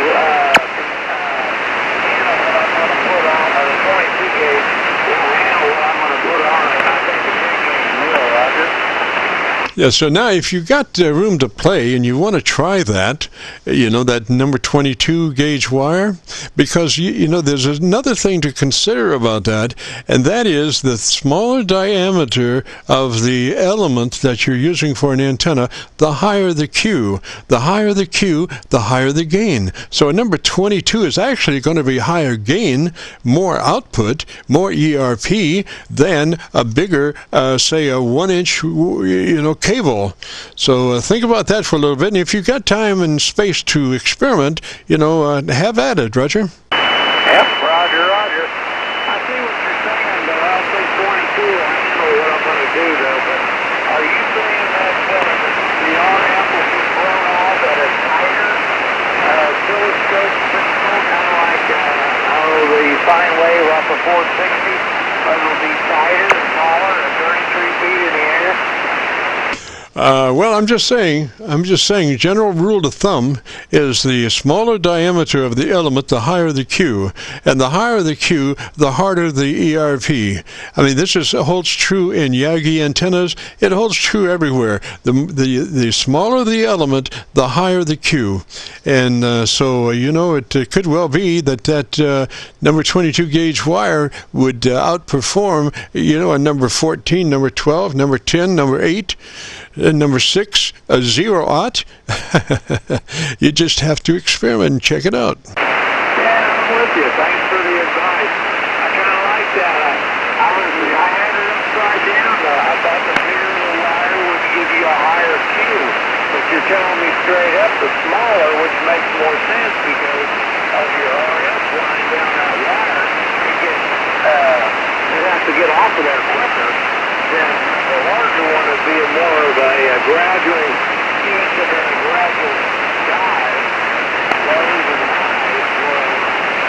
The 22 gauge, it would shoot up there and shoot to the ground faster, you think, but I don't want to have to go 186 miles an hour.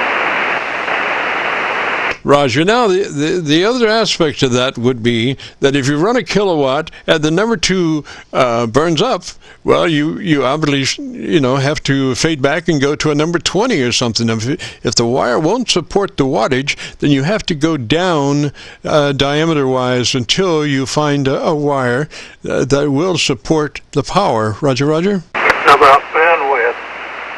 Oh, very narrow bandwidth for sure, but we're talking about a resonant antenna, so you do have a larger bandwidth because you are resonant at the center of the band. Roger. Yeah, WA5LUY said that. I'll stand by for your Qso. Yes, sir. Well, listen, Mike out there, the whole thing is experimentation, and the other point to that is get yourself a switch, like a 3-position rotary switch, 4-position rotary switch, so you can check out the antennas as you run them, because that's the only way you know for sure that you've advanced yourself is when you compare your old antenna to your new antenna in real time, and that's what a rotary switch will let you do. It doesn't do any good to check an antenna, 10 minutes from now to then, or even a minute from now to then. You want to real-time check these 2 antennas, and the way to do that is with a rotary switch on your antenna select. And I would get like a 4-position antenna select situation, so you give you a little room for improvement. The other thing is there's nothing better than the right antenna at the right place, and that's called options. So the thing is, the more options you have, the better off you're going to be, because transmissions change drastically from minute to minute, and you might have a vertical in that 4-position situation that if your signal were to change from vertical to horizontal or horizontal to vertical, you can cover that with the rotary switch.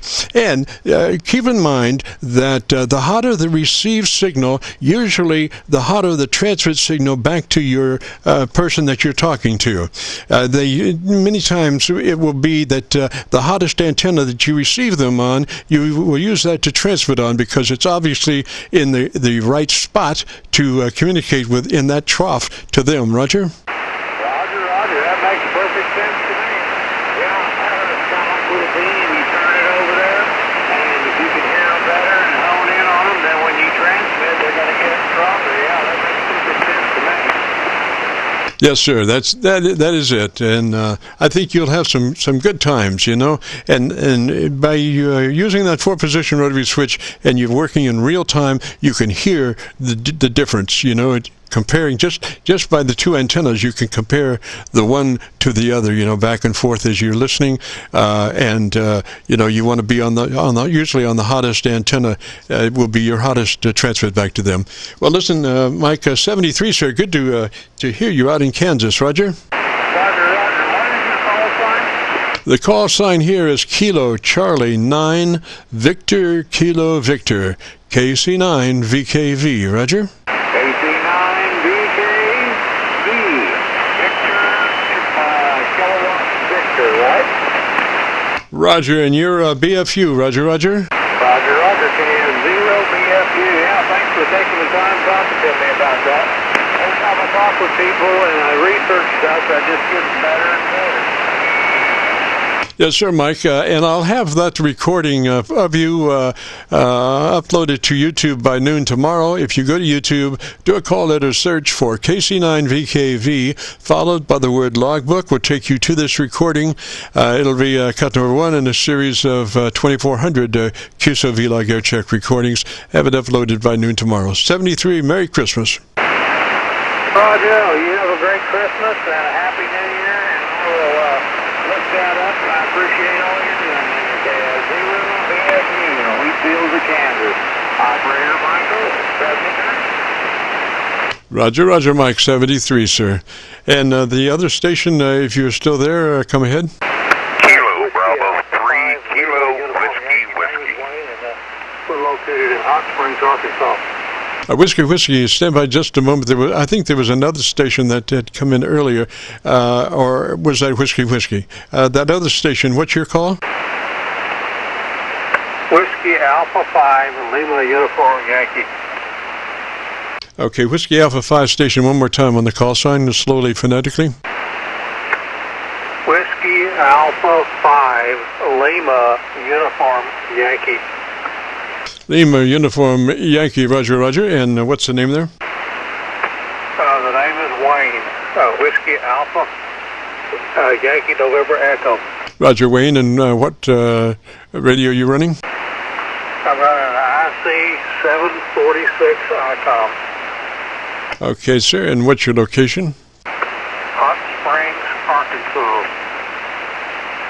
Roger, Roger. Now, Wayne, if you're interested in our setup procedure quickly, it involves you being in that wide transmit bandpass mode, 100 to 2900. If you're not familiar with that, just take a note that you want to put your radio in that wide transmit bandwidth, 100 to 2900. It's in settings, but if you're not familiar with it, just take a note. Roger?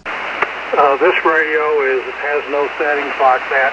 Are you able to look at the bandwidth? Do you have a receiver that has the bandwidth adapter on it where you can see my bandwidth? I do, but normally I just set for 2/3 and you're running a 3 dB dynamic range. I'm not really looking at bandwidth as far as the far excursions. I do have a 7300 and I could do that, but I just I don't have time for that. I just set the radio for 3 dB dynamic range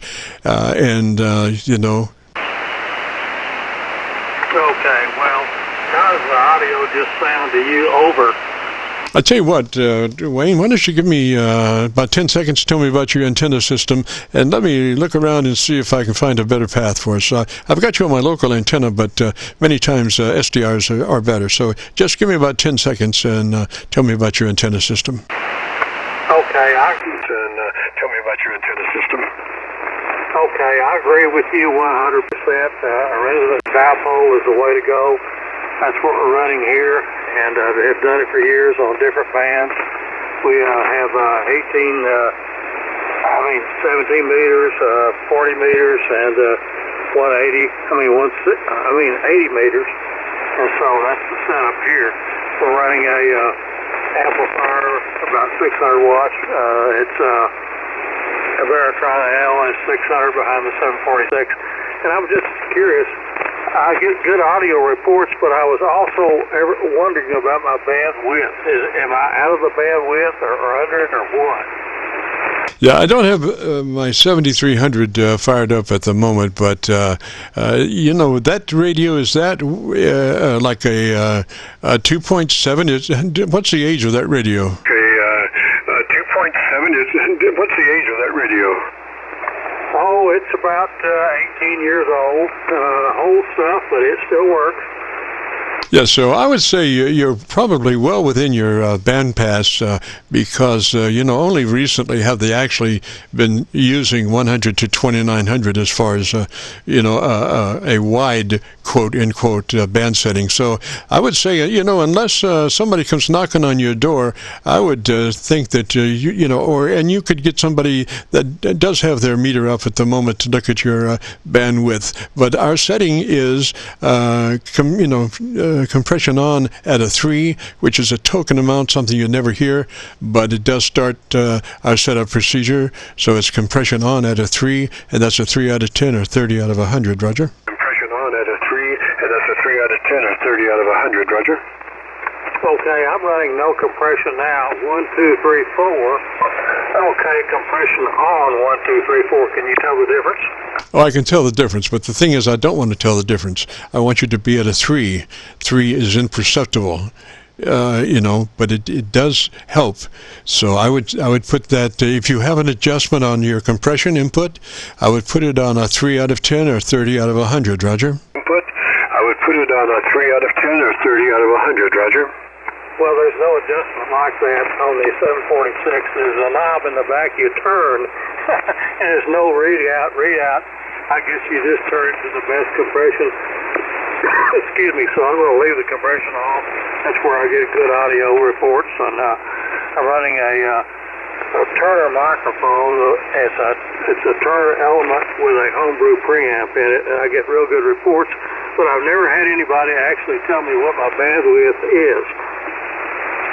Yeah, I wouldn't worry about that until somebody comes knocking on your door. I would just set it up, I would keep that compressor off because unfortunately the manufacturer decided that he wasn't going to let anybody have the ability to make adjustments, and it was just going to be a fixed thing. And that's, I hate manufacturers like that. The whole idea is to be able to control your radio, and they give you an on-off switch.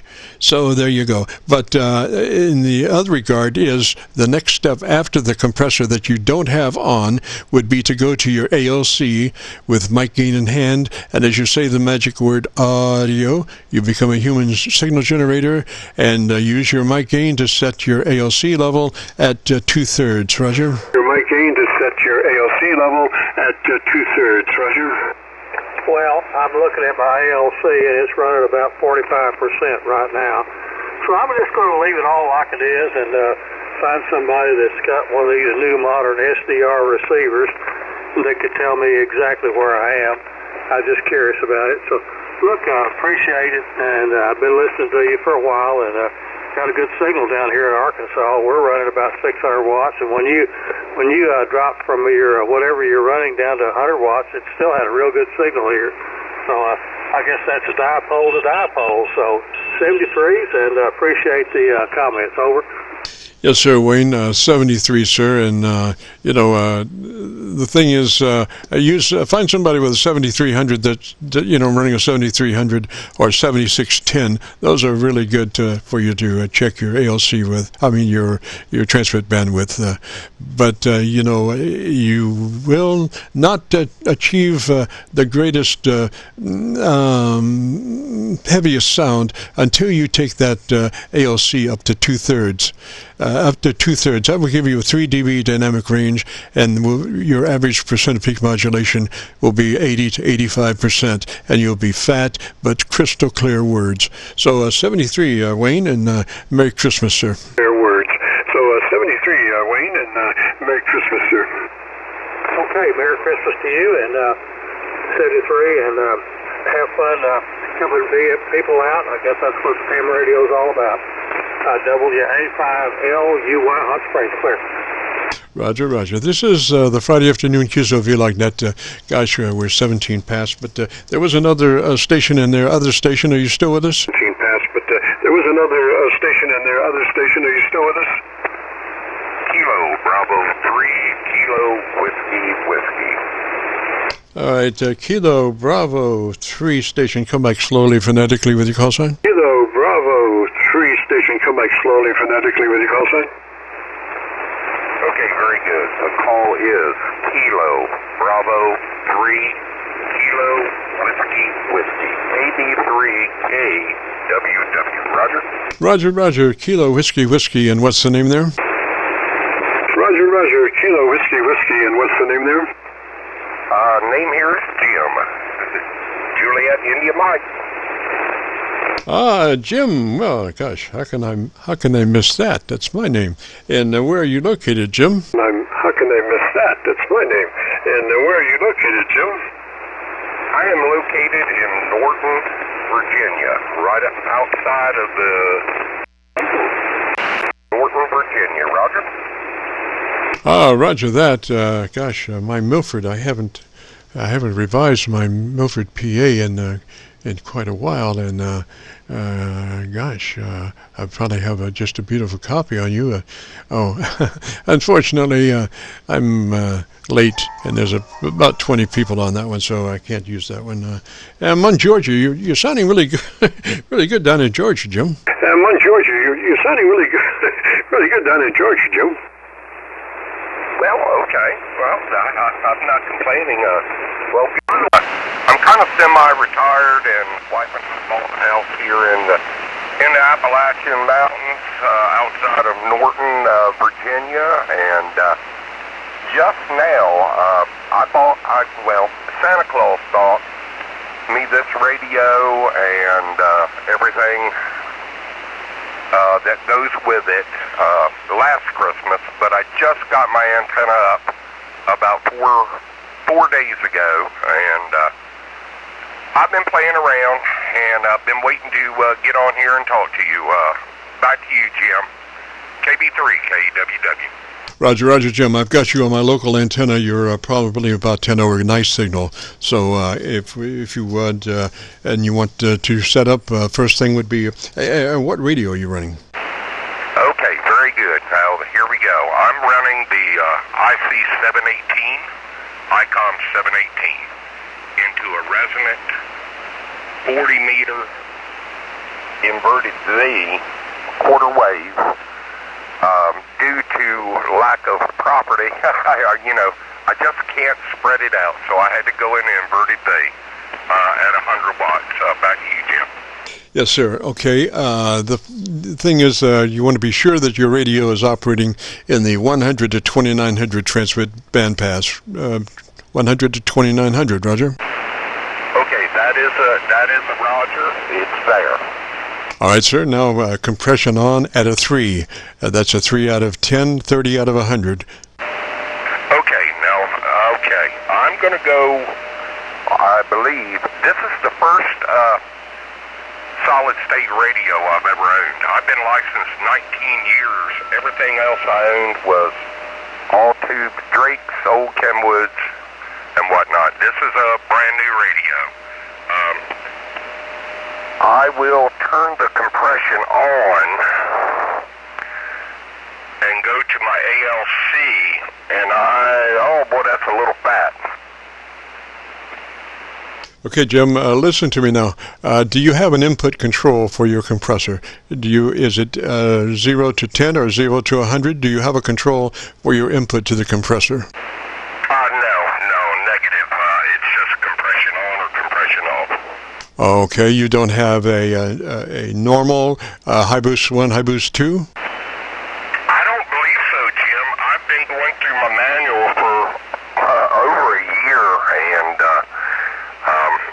I really can't find anything. It's just compression on or compression off. Yes, sir. We'll turn it off then. Compression off. We really don't need that much. It doesn't do that much. It just helps us a little bit. So it does just as well with it off as on. So compression off. Let's move to your ALC with mic gain in hand. And as you say the magic word audio, you become a human signal generator. You say the word, don't stress it, but the word is audio, and elongate the front part of that. And with your mic gain, adjust your ALC meter to where it's running 2/3. Roger? Roger. Okay, I'm going to have to... Okay, audio.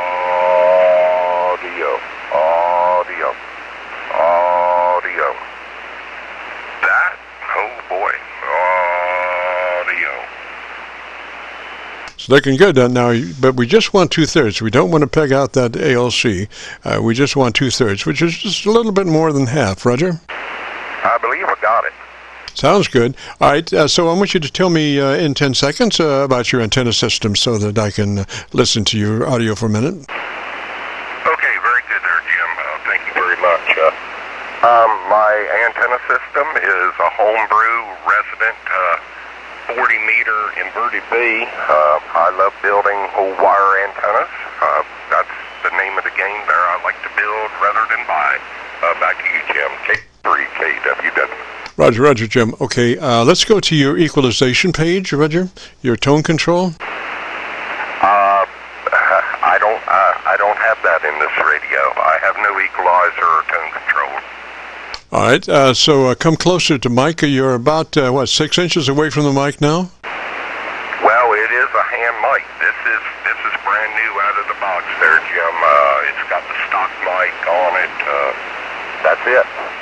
All right, I want you to pull that mic to the corner of your lips. Actually, touch the corner of your lips and talk across it. Don't talk into it, but pull it to the side of your mouth. Actually, touch the corner of your lips and talk and tell me about the best thing you like about your radio. Well, I like this radio. I operated one probably 18 years ago at a field day, and they're like a little Jeep.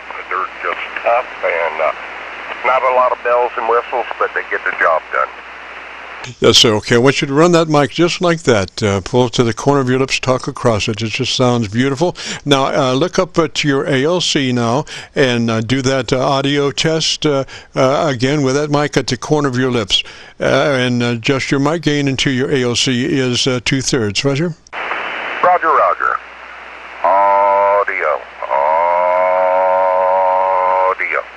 Audio. Okay, well, I'm on my mic gain it says 49, so there you go there, Jim. Yes, sir. The actual mic gain setting is not important. It's the mic gain setting as it relates to the ALC. The ALC is the Bible for your radio. It'll tell you more about what's happening to it than your buddy down the street. So now that you know where 2/3 is on your ALC, I would suggest that you leave your ALC meter out for a while, like a week or so, and as you're talking, be looking at your ALC meter and try to keep that meter in the sweet spot, 2/3, just by your voice, and over a period of time you'll develop a relationship with that ALC, and you'll be able to keep it right at that sweet spot. Roger? Okay, very good there, Jim. Like I said, man, you do a great job helping folks out. I was hoping I was kind of close there. I got through my tuner here, and I have tried it on bypass, and I've got less than a 1-to-1. It's barely bumping to LED here, so I did a good job building my antenna. One side is 32 feet 5 inches. One side, believe it or not, is 32 feet 3.5 inches, and it's at around 37 feet into the inverted V fashion. And back to you, Jim. Yes, sir. Now, are you feeding your common point off a tower? You're using a tower to support the top of that? No, Jim, I'm not. I'm using a pine tree. Okay, you want to keep that where you bring your elements together and your drive point. You want to keep that maybe about 3 feet away from the tree. Maybe not as important with the tree as it would be for a tower, but at least on a tower you want to make that connection from the transmission line to the elements about 3 feet off of the tower. Roger. I'm probably approximately 12 to 15 feet off the trunk of the tree. Roger? Yes, sir. That's beautiful, and the thing about the difference of the element links, that's not important. The important thing is the SWR and being on resonance at the frequency that you want to be. That's the whole game there. And mine are I'm not even paying attention to balance. I'm just looking at tuning the ground side for minimum SWR and the high side to bring it back onto frequency. Roger. Roger. I'm somebody's out there wanting to play. Somebody's out there wanting to play Quarmer or something. But yes, this is the same diagram or how I built my antenna when I was in Treeland in Delaware, and I used it on old 7/8s, and I up the other day, so I'm pretty happy. Got it up the other day, so I'm pretty happy with it. Thank you so much, Jim, for the information. Now, also, I'm hoping, in the next few weeks, I'm going to upgrade mics from this hand mic. I'm going to go to possibly an aftermarket mic. What do you think there, Jim? Roger, just try to get yourself an Electret condenser mic for that desk mic. Electret condenser mic, Roger. For that desk mic, Electret condenser mic, Roger. Okay, very good. Well, I might just look at maybe an aftermarket icon mic, desk mic. Yes, sir. Now, the thing is, if your radio will support an Electret mic, some radios don't have DC on their input audio, and so you would have to do a outboard power supply. A lot of folks run a preamp that has a phantom voltage in it. That would help you there. If your radio doesn't support Electret mics, Roger. Support Electret mics, Roger. Roger. Well, of course, the 718 is just, it's nothing like the 7300 or anything like that. It's still an analog radio, but everything's all new to me here, even though, like I said, I've been licensed 19 years. Okay, very good there, Jim. Well, look, I don't know what's going on. There's some formers in here. So I'll say 73s, and thank you very much for the info, and Merry Christmas and a Happy New Year. Maybe I'll catch you next Friday with a little improvement. Yeah, Roger, Jim. 73, sir, and if you want to hear your audio, there were some moments in the clear before the QRMer got in there. So you do have some great audio before the QRMer got in there. If you want to hear it, if you go to YouTube, do a call it or search for KC9VKV, followed by the word logbook. We'll take you to this recording. It'll be cut number 1 in a series of 2,400 Qso-Vlog Aircheck recordings. I'll have it uploaded by noon tomorrow. So with that, I'll say 73. A Merry Christmas. Have yourself a great weekend. And we'll be getting out of here. We've been broadcasting since 3:30. Hopefully anyone that participated would want to hear their audio. If so, you go to YouTube, do a call letter search, KC9VKV, followed by the word logbook. Will take you to this recording. I'll have it uploaded by noon tomorrow. And with that, we'll be returning the frequency back to normal amateur radio use. This is KC9VKV Clear. This is KC9VKV Clear. Okay, very good there, Jim. The Quarmers are out. How are we doing right now? I'm doing everything just about right. Excellent. You're a good 10 dB over my noise level, so beautiful signal, great audio. A good 10 dB over my noise level, so beautiful signal, great audio. Okay, not bad for 100 watts. Thank you, Jim, and have a good night. Roger, 73. This is KC9VKV Clear. Roger, 73. This is KC9VKV Clear.